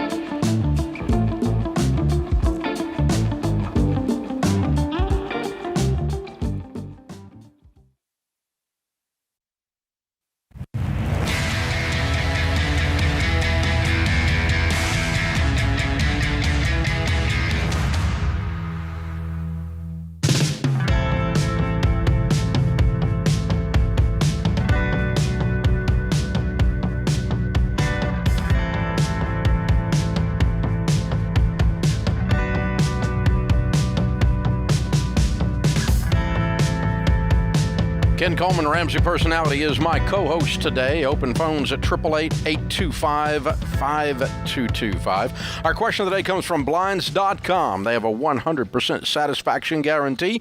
That means even if you mismeasure, you pick the wrong color, they will remake your window blinds for free. They have free samples, free shipping, new promos all the time. Always use the magic word, the promo code Ramsey, to get you a deal. Today's question, Dave, comes from Javier in California. He writes in, I currently have a job in construction management, which pays $100,000 a year plus bonuses. My dream since I was a kid was to become a police officer, but the money I've been making has pushed me away from this goal. I don't get the satisfaction with my current job that I think I would have as a police officer, but I'm scared to make a change, which might be a mistake. What should I do? Javier, you should follow your heart on this, but before we follow the heart, let's do a little bit more research, what I call clarify and verify. You've probably done this, but I'd love for you to talk to a couple police officers who really love their work. And this is over coffee, could be over Zoom, whatever, and sit down with them and learn what do they love most about the work, what do they like the least, and let's just do a little simple, almost term paper-like research with real men and women who are winning and love being a police officer. Once we get that information, that's the clarify. Your heart is going to verify and say, hey, this is something I need to do. Now it's all about getting qualified. And so you know what that journey looks like, or you need to find out from them. So what is actually involved? What do I need to do to get qualified? What's that process going to look like? And now we have a clear path to getting qualified. And so you make really good money. You save up for any kind of cost here in the qualification stage, and you go for it, and you're going to make the transition. And here's the deal, Dave. I know this, that anytime somebody makes a change, even when their heart, like Javier is saying, he's always wanted to be a police officer to protect and to serve. But it's scary when we don't know what the journey might look like. And so when we go figure out what the journey is going to look like in getting qualified, and then what does the day look like? It's not so scary. There's two pieces to that to me. Listening to you explain it through, it feels like that if I get real clear of exactly what it looks like when I get there, and then I get really clear on exactly what it's going to take to get there. That's exactly right. The fear goes away. Yeah, because now we know, okay, I'm going to have to get physically fit because I got to pass a test for this. So I've got some goals I've got to hit. I'm going to have to go through the academy. Through the academy, maybe 3-4 months, and then maybe there's a 6-month probation period where they bring me in. Whatever that particular department looks like, that's what we're talking about. What does it take to actually get in? And then when you're doing the job, here's what the glorious parts are, but here's the inglorious parts. Yeah. You know, like I know one lady that kept saying she wanted to be a nurse, and then she went and shadowed a nurse for 2 days, and she went, ooh, I don't want to do that. That's right. That's the clarify, verify. Once we actually see what it's like, what are the best parts? Yeah, do some ride-alongs with some patrol guys. You know, we had a policeman call me today on the Ken Coleman Show earlier today, and he was wanting to transition because of the environment that unfortunately exists today in America around policemen. And it's not the case for everybody, but there's certainly a really rough environment. And so I really pressed him on it, and I said, what do you love most about being a police officer? And his answer was, I really like being a part of saving someone's life, whether I'm doing it or assisting an EMT or a fireman or whatever, because it's really about protecting people for me. And I think that what he was trying to do is say, hey, Ken, should I leave because of the environment? And I said, if you can find something else that allows you to do the work of protecting or caregiving, then yes. But if not, stay. And in this situation, before you make that move, you really want to clarify and verify, does this set my heart on fire? Am I doing work that I love? Am I producing results that matter deeply to me? Very simple questions. And if you look into it, the answers take away the fear of the unknown, because we know, this is what it's going to be like, and this is what it's going to take to get there. Now I can wrap my brain around it, just like Dave for years has given you folks 7 baby steps. $1,000, baby step 1, I got to put $1,000 for rainy day. You know, either the debt snowball. There's a plan. Absent of a plan, fear will paralyze us. Yep. Yeah, but it does. Knowledge gives you power. Absolutely. When you know what it's going to be like when you get there, and you know exactly what the steps are, the fear largely dissipates. It really does. But most of your fear comes from the unknown. Yes, sir. Open phones at 888-825-5225. Rachel's in Orange County, California. Hi, Rachel. Welcome to the Ramsey Show. Hi, thank you so much. This is like my 4th or 5th time calling, and I'm excited every time. Well, we're honored to have you again. How can we help? Thank you. Okay, so in January this year, I paid off 2 card collections that I had from about 6 to 7 years ago. And so one of them is not on my credit report anymore. The other one for Toyota, I had to dispute twice, and it finally shows that I paid a lesser amount than what was actually due. However, it's still showing up on my credit report, and it's saying it'll be on there until February of next year. That's because that's what happened. Okay, so they keep that on record for a year after I paid it off? as long you settled it for less than was owed, right?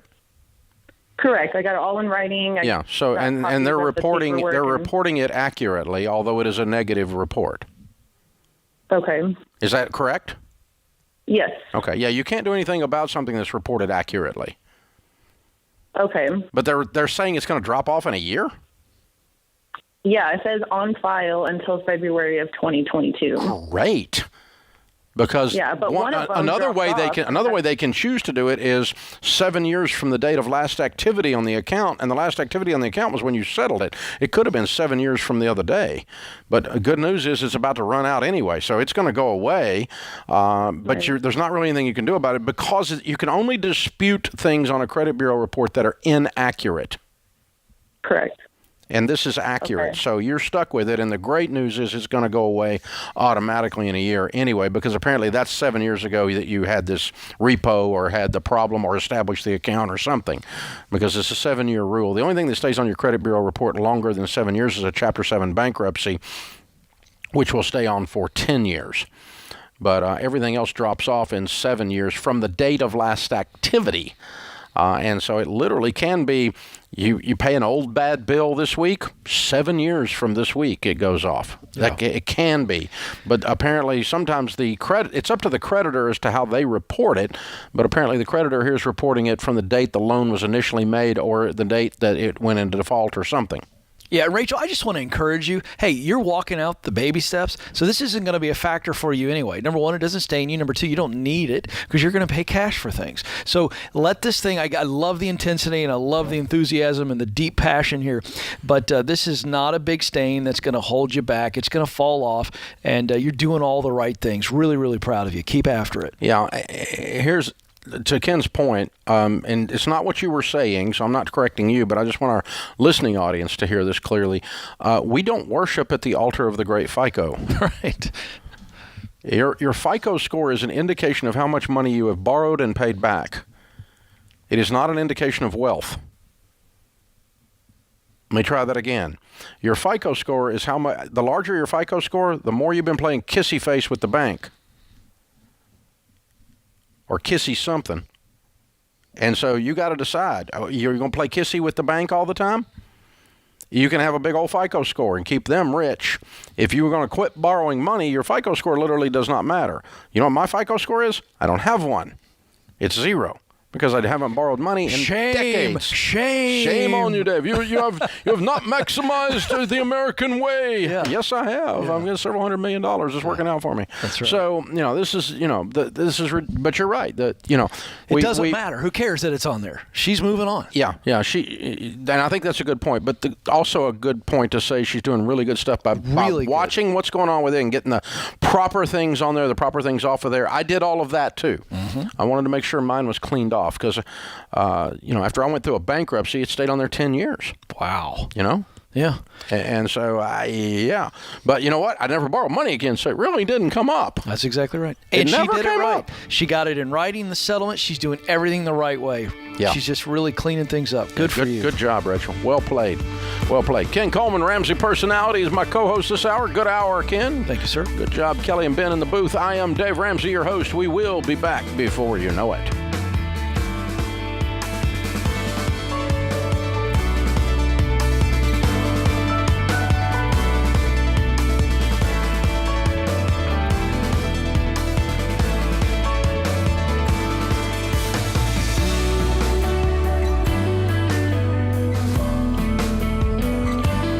Kelly, associate producer and phone screener for The Ramsey Show.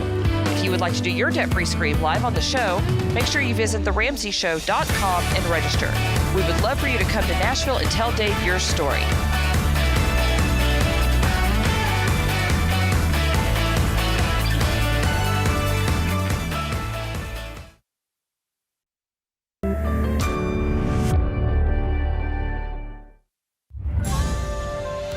This is The Ramsey Show.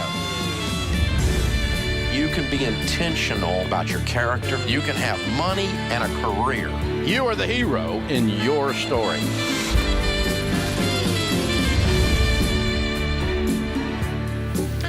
Live from the headquarters of Ramsey Solutions, broadcasting from the Dollar Car Rental Studios, it's The Ramsey Show, where dad is dumb, cash is king, and the paid-off home mortgage has taken the place of the BMW as the status symbol of choice.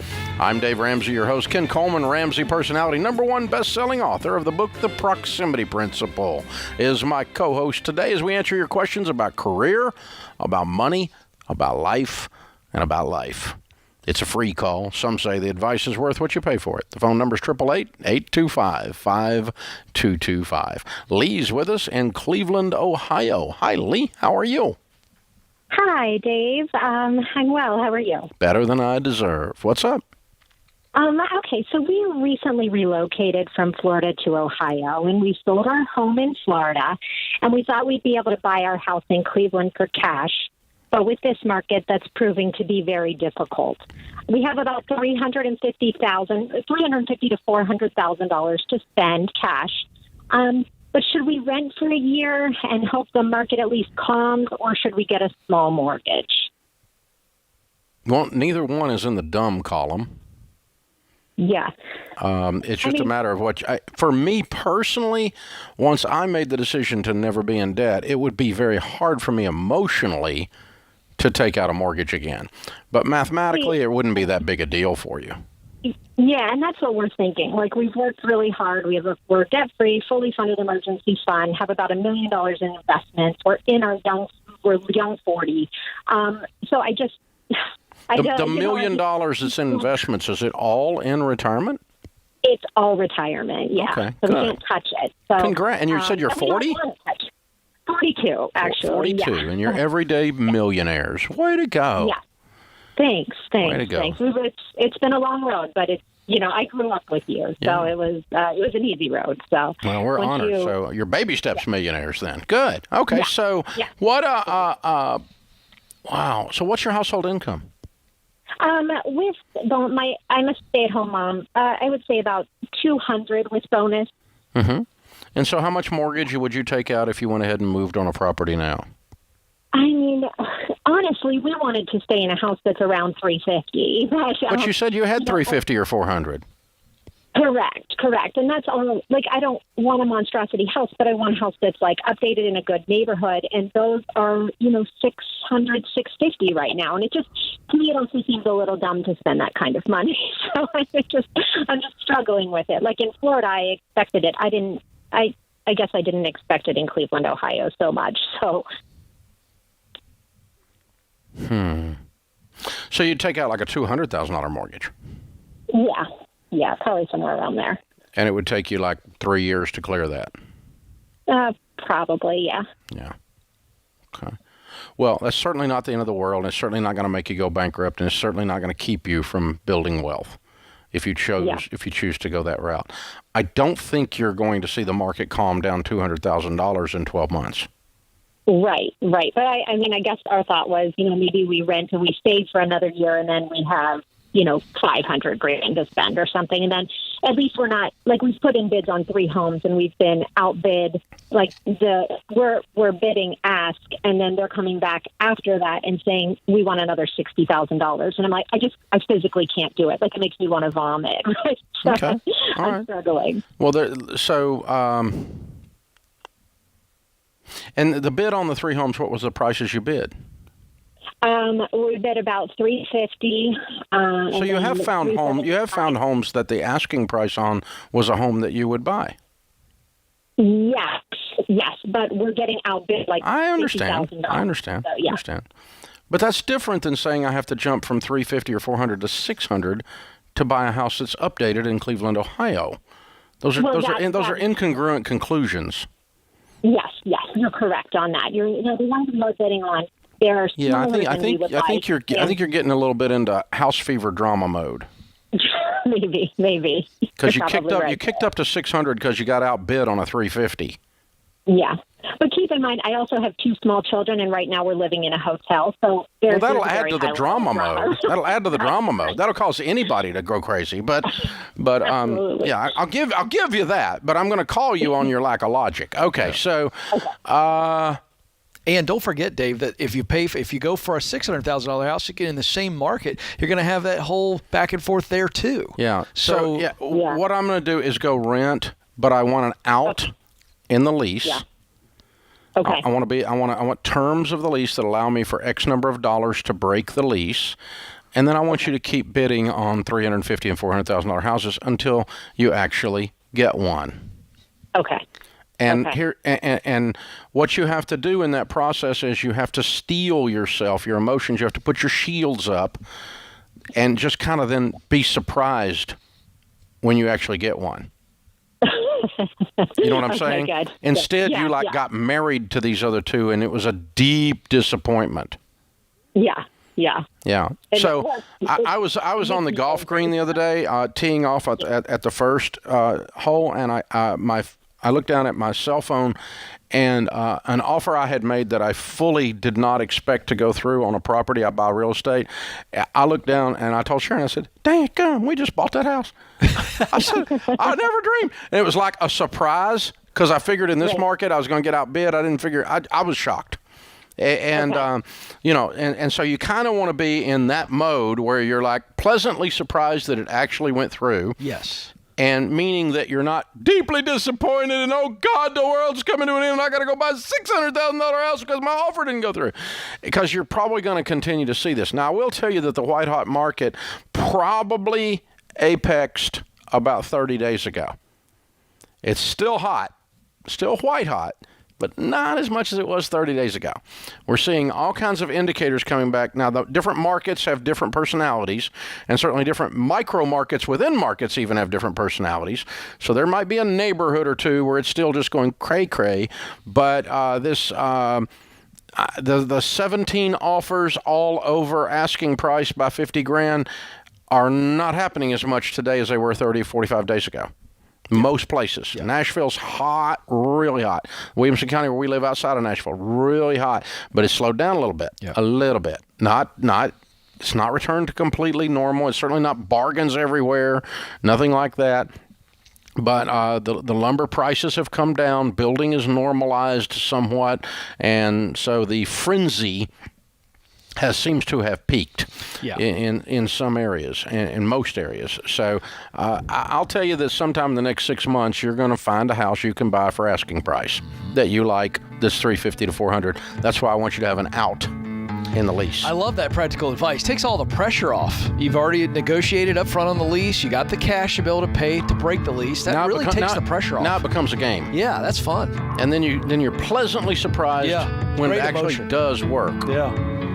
This is The Ramsey Show.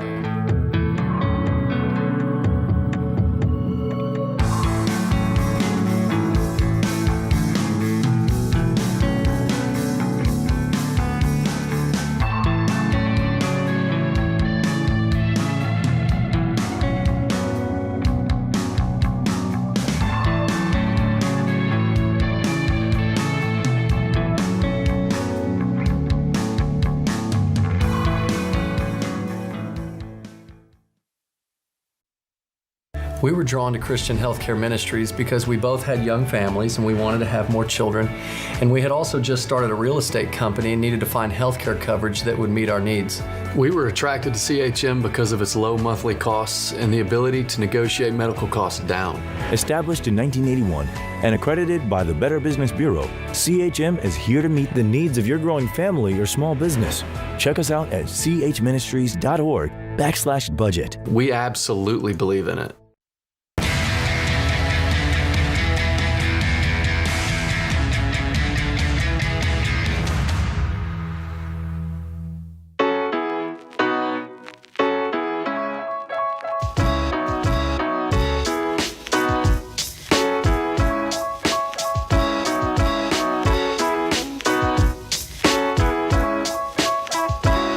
Ken Coleman, Ramsey Personality, is my co-host today. Open phones at 888-825-5225. Well, I've heard all the excuses that people have for putting off making a will. I'm busy. It's confusing. It's a downer. It's morbid. It's expensive. If I do a will, I might die. That's my favorite. Yeah. You're going to die. Okay? 100% mortality rate in the human race. Okay? We've done detailed research. You're going to die. You need a will. In fact, Ramsey Solutions research team found that 74% of parents don't have a will. Come on, guys. That's not good. It's too important. You need a will to protect your family. Stop putting it off. Get it done. Start with our free will preparation checklist. This guide helps you think through the 7 important areas like naming of guardians, beneficiaries, plus all the little things you hadn't thought of. And once you've gone over the checklist, setting up your actual will only take you about 10 or 15 minutes. Get the guide, the free will preparation checklist, by texting WILL to 33789. And you can start the morbid, uncomfortable conversation. Text WILL to 33789. Give your family peace of mind by getting yourself a will. Mine's so stinking detailed, Ken. We have a meeting once a year to go over all the estate plan with the family and the leadership team here.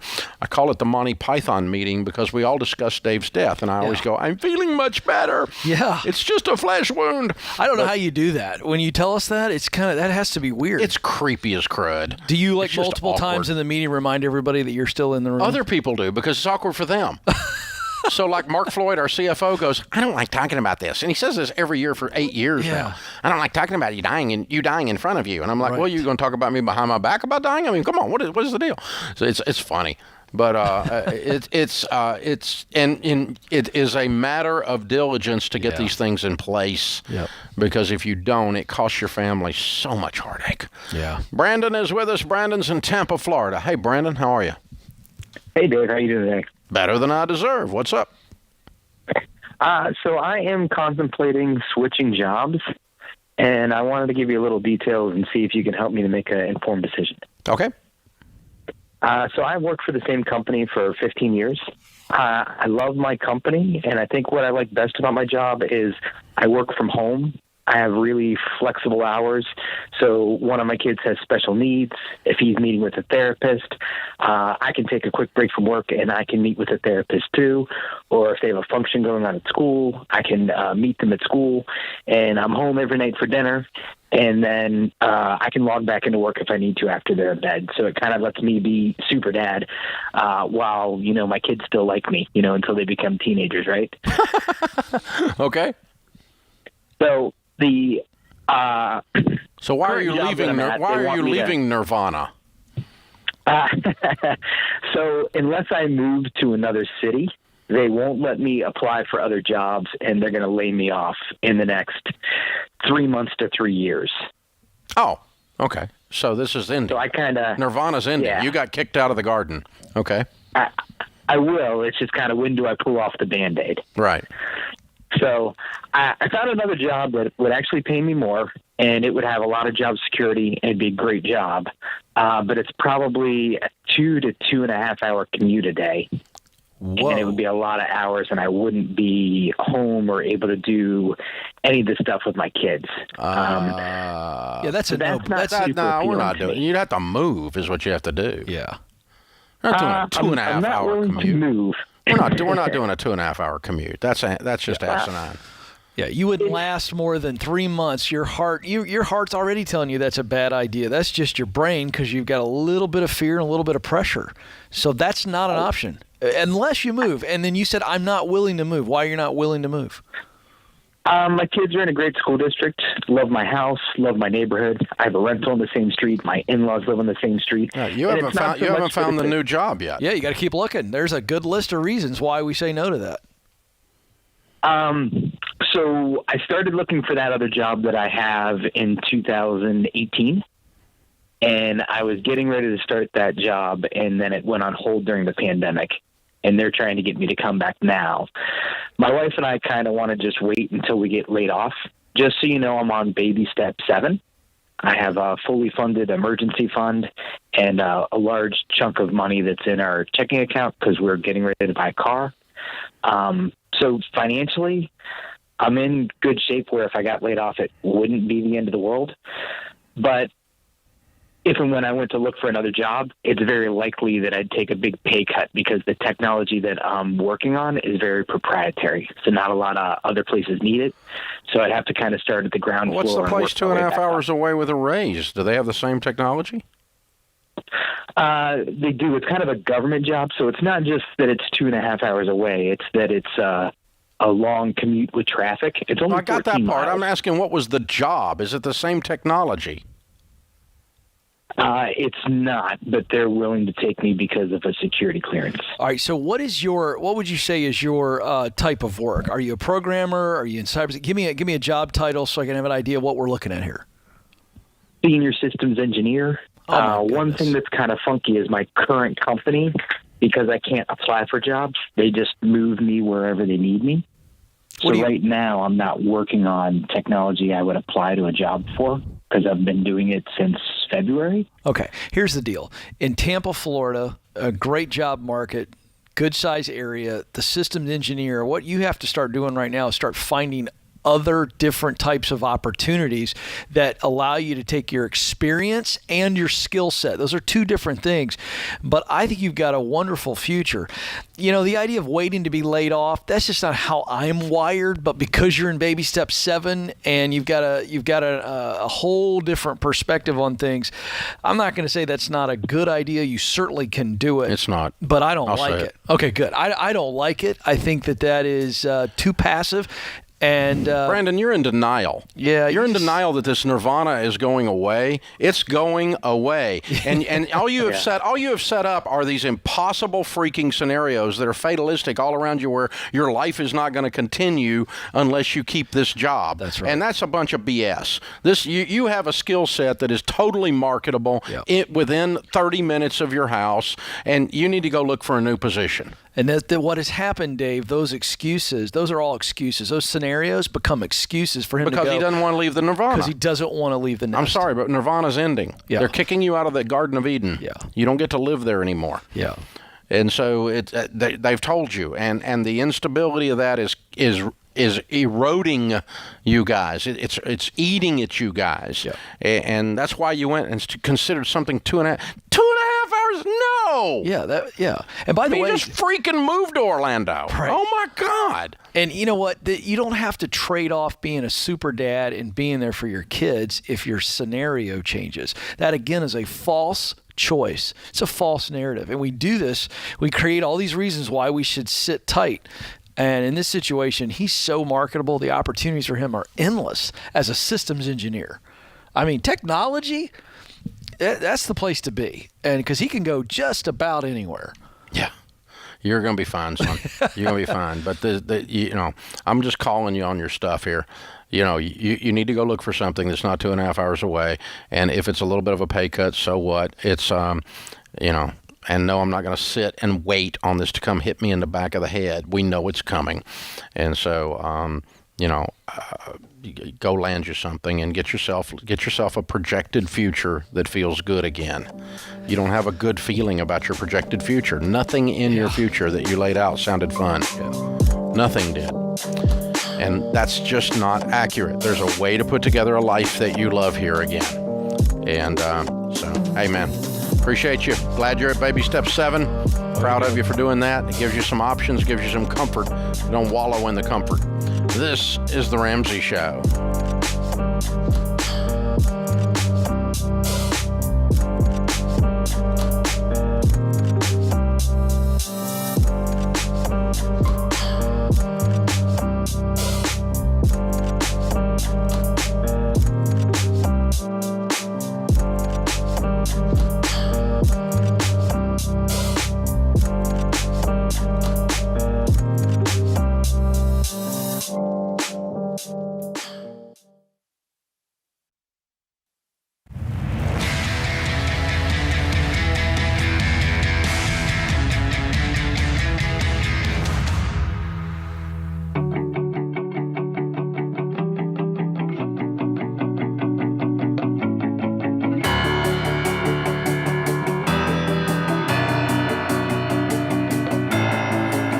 lobby of Ramsey Solutions on the debt-free stage. Isabella is here. Hi, Isabella. How are you? Hi, Dave. I'm doing great. Thank you guys for having me today. We're honored to have you. Where do you live? Likewise. I live in Los Angeles, California.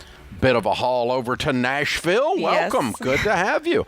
And how much debt have you paid off, Isabella? I paid off $34,473.82. Awesome. How long did this take you? 12 months. 12 months? And your range of income during that time?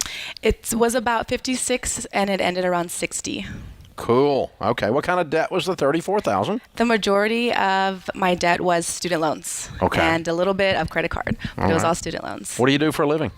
I'm in real estate now. I just actually passed my real estate license last month. And so I've been doing real estate for a few months now in California. What were you doing before that for the 56 to 60? Before that, I was actually in international education.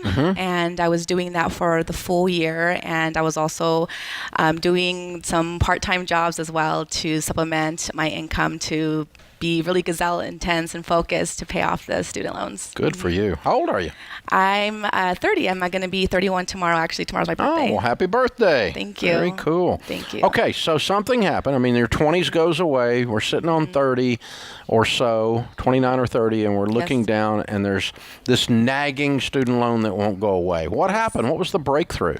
Well, it was actually started a few years before that. Actually, I was teaching in China, actually, so I was there for about 4 years. Wow. And I thought that I wanted to go into government work as a foreign service officer. And so that's why I went to go get my master's. And then I had an internship in Hong Kong, and I decided that I really liked what I was doing at the time, but I didn't see myself doing it long term. I would rather be focused more on the business side, entrepreneurial side. And so I left China and I came back to the States in, I believe it was 2015.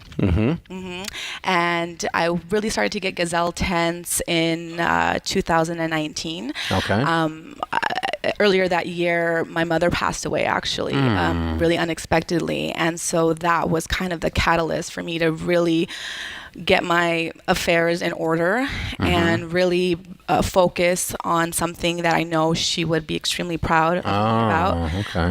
And also for me, I was working in education at the time, and I was like, how should I have debt over my head when I'm being in this field? I'm coaching students. And so I really wanted to clean up my backyard, essentially. Yeah, that's powerful. There's something about a friend of mine, a pastor friend of mine, and I were speaking at a funeral a while back, and he made a comment I've never forgotten. He said, losing someone at a funeral, a birth, either one, are both tuning forks, and you retune your life. Because we all get real introspective when those kinds of things happen, and the loss of your mom does that, and it goes, okay, this life thing is short, I better get it right. For sure. And so later that year, actually, I started Financial Peace University at a church. And I brought my sister along with me, and it was funny. She made a comment. She was 21 at the time, and she's like, I'm too young for this. I shouldn't be going to this. And I was just telling her, actually, this is like the perfect time that you should be learning about this so you can grow and invest earlier. And so I dragged her along with me, and I finished the course at the end of 2019. And then in 2020, in March, that's when I got really focused. Yeah. And that's when I was beans and rice and beans. I was doing whatever I could to get out of debt. And it was really hard because I went through actually, several losses. I actually was going through a breakup at the time too. So there was a lot of times where it was, during the pandemic as well, where everything just really seemed really difficult. A lot of stress. Right. A lot of stress, like loss and stuff. But I always push myself to this season is not going to last forever. And that's when I would always listen to your podcast. I took a lot of inspiration from other Debt Scream people as well, and listening to your podcast when I would drive to and from work, and that would always keep me focused whenever I just didn't want to worked so hard, or times where I just felt like it was kind of insurmountable, listening to you and other people really was something that kept me focused on the path, for sure. So I want to ask you, how did this, I mean, I love that story, unbelievable grit, so proud of you. How did that journey, that singular focus on getting out of debt, how did it play into you becoming a real estate professional and kind of scratching that entrepreneurial itch? Because this, I'm assuming this was all part of the transition, getting debt free and moving into real estate. Yes. My last position, it was a means to an end. So it was a means for me to get out of debt. Once I got out of debt, earlier this year, actually, I was like, I want to get my real estate license. And so it took me 6.5 months from when I started to when I passed to actually get it done. So when I paid off my debt, I was able to, I went online and I filled out the questionnaire for Dave Ramsey to be here to get the debt-free scream.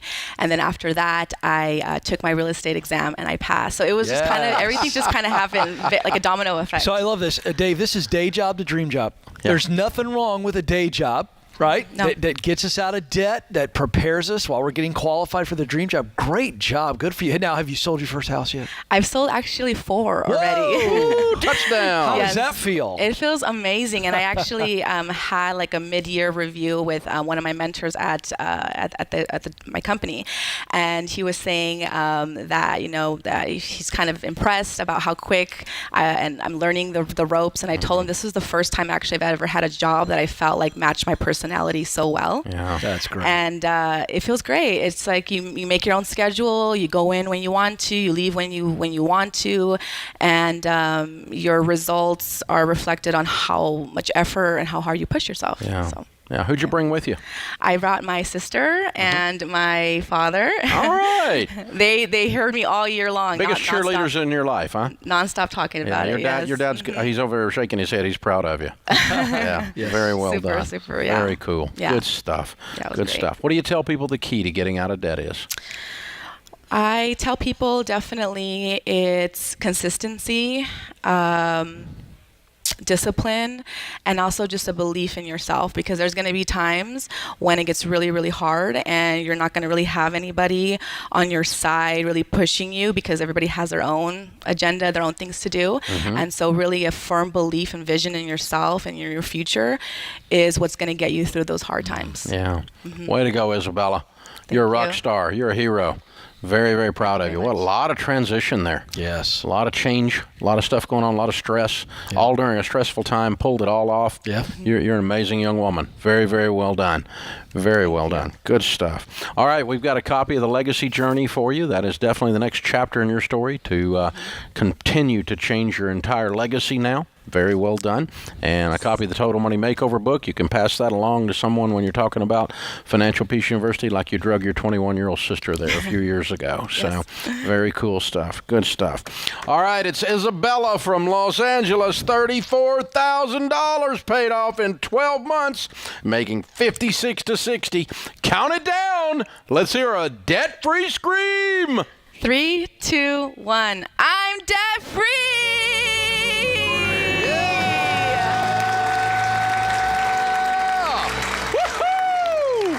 Yeah! This is how it's done right here.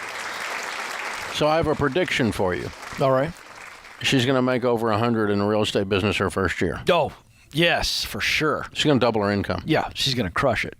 And zoom through the baby steps because of it. Just boom, boom, boom, boom, boom, ticking them off. Just crushing it. Yeah, she got 2 out of the way. She's relaxed. She's not afraid of hard work. Nope. She's got a poise Yes. and a way she carries herself. She's going to do very, very well in the real estate business. Yeah. It's going to work out very well. But there's something interesting. There's a tie. There always has been between what you do and what I do, the career and the money, right? That the money being right frees you up to do the career. The career being right, making a lot of money, frees you up to go win with your money. That's right. They bounce back and forth between. It's a ping pong, and it works together. That's it. She did it so well. It's the left-right combination. And I just want to tell you, your mama's so proud. I know your dad and your sister are proud, but so is your mama. Amen. Incredible fortitude. Proud of you. Amen. This is The Ramsey Show.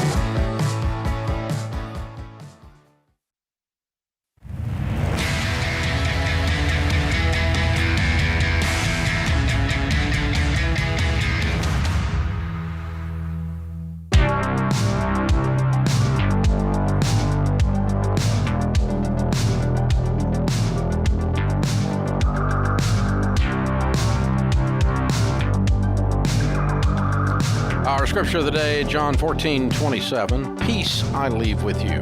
My peace I give to you. I do not give to you as the world gives. Do not let your hearts be troubled, and do not be afraid. Rosa Parks said, I have learned over the years that when one's mind is made up, this diminishes fear. Very true. Mm-hmm. Lainey is with us. Lainey is in, what in the world did I do there? I messed up. Oh, there's Lainey. Hey, Lainey. Welcome to the Ramsey Show. How can Ken and I help? Hi, Dave. Hi, Ken. Bear with me. I have a lot of moving pieces. I'm an occupational therapist. I work in the hospital. I also have a part-time job in outpatient. I'm on baby step 2. I'm getting married in August. And I'm just very burned out on the hospital. I'm living in Asheville. My lease ends in November. And the plan was for my fiance to get a job first, and I kind of go from there because my job's more flexible. But I got anxious, found a job, got offered the job, and it's going to be an $8,000 pay raise. I'm having second thoughts on, am I cornering my fiance into a place, or should I? Where is the job? Where's the job? Greenville, South Carolina. Okay, so you would be moving, and your lease is up in November, and you're getting married when again? August. Okay. And so had you guys already decided on Greenville, South Carolina, or this is where the job has come up, and now he's got to decide, or you have to decide if that's where we want to go? Help me understand. This is where the job came up, so we have not decided on a location at all. Okay, so if you're having second thoughts, what are his thoughts? I'm assuming since you mentioned him and cornering him, have you guys discussed this, and what's his take? Yeah, he isn't super decisive about it. He likes the area, but he does feel like he wishes that he could find a job first, because I could essentially go anywhere where it might be harder for him to find a job. Okay, so you called us. Which way were you leaning at the start of this call?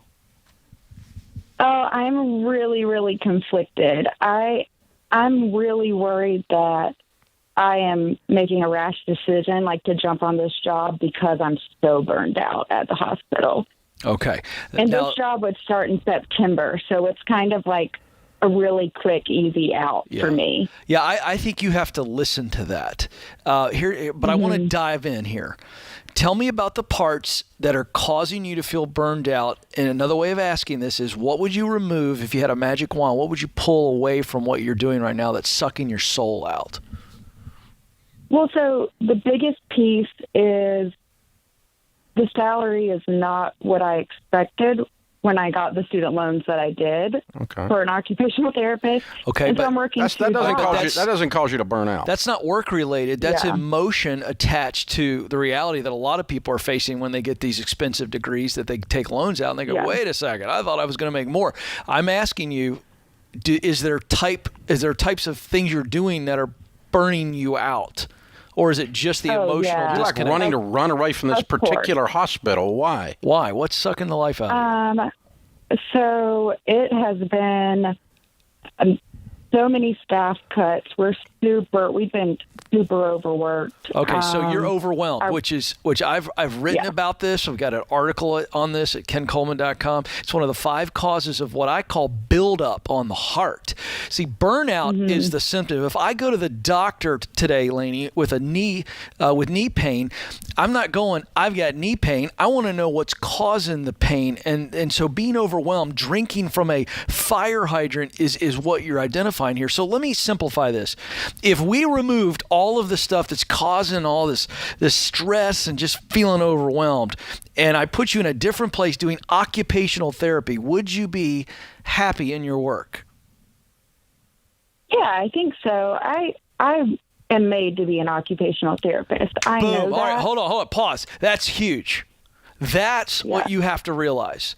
You were made to be an occupational therapist. So we're doing the right thing in the wrong place. We have a little quiz at well, she knows that. She's wanting to leave. I know, but that's no dadgum insight, Coleman. She already told you that. No, but she needs to hear that because she was going to take another job just as an occupational therapist. No, she was going to take it. She was rushing into something as opposed to saying, "I need to stay in occupational therapy." She was going to stay in occupational therapy. Yeah. So the other job is home health.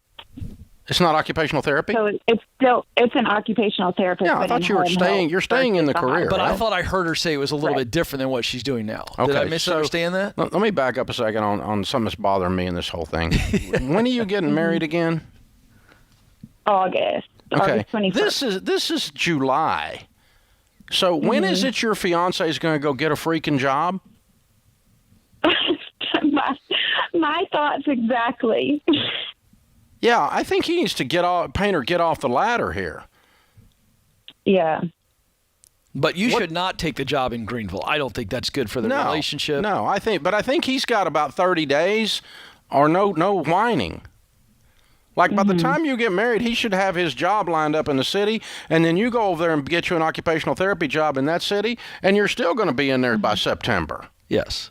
Mm-hmm. And the point But him sitting around on his butt till Christmas not figuring this out is not one of the options on the table. Right. You could tell him I said that. Or are you waiting on him? Like, why do you have to? Why does he have to go first? You're not forcing him. He does need to get his butt in gear. Mm-hmm. But here's the point I'm trying to make, Lainey. Dave's having fun with me. I get it. Here's the point. You're not burned out from being an occupational therapist. You're just burned out in the current environment. Don't mistake that. That's all I'm saying. Stay with occupational therapy. Yeah, you're doing the right thing, but get out of that environment. Yeah, I agree. And I'm with you on this, Lainey. I think you can land that pretty easily. And you just have to be selective about the environment wherever he wants. But he loses his option on cities if he doesn't take the option by the wedding. Okay. So you think I'd give him 30 days? He gets until then to choose cities and choose his little career thing. Otherwise, he'd be following you. Yeah. Yeah, and I don't want that. I want him to grow in his career. I do too, but that means he has to actually go do it. He has to get on the ladder before he can climb. Yeah. What's he do? What's his field? He's a supervisor in commercial landscaping. Well, you can do that anywhere. Yeah, I've never heard of a supervisor in landscaping deciding which city he wants to go to. I mean, you guys collectively say that. This is where we want to live. He can go do that anywhere as well. And you can go do occupational therapy anywhere. So let's have a meeting tomorrow night and decide where we want to live. And then let's go get a couple jobs there before the wedding. Yeah. And then you can quit your job and you'll be out of that hospital by September. And you go do occupational therapy, and he goes and does commercial landscaping. I mean, any major metro area's got commercial landscaping. Believe me, anybody's got office buildings and apartments and so forth. That's the deal. So I mean, there's 73,000 of them within a 2-mile radius of this place. They're over here every day bothering us. So I know that it's just possible, right? I mean, they want to get this job, right? This building. Yeah, there's a lot of landscaping to do around here. Yeah, so you're telling me you're not a fan of the leaf blower right outside of the conference rooms? Is that what I'm hearing, Dave?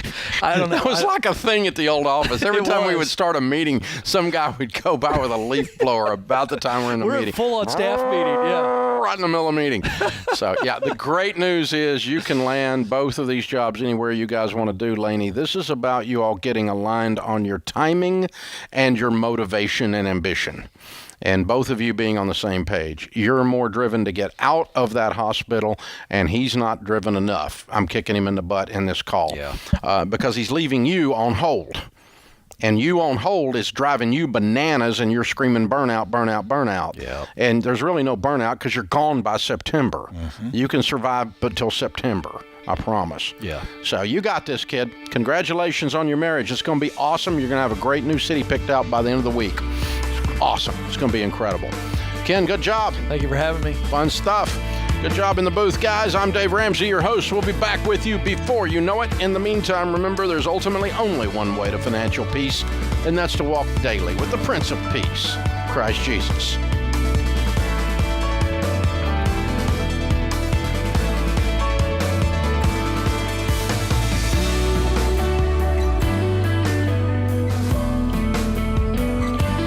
guys, this is James, senior producer for The Ramsey Show.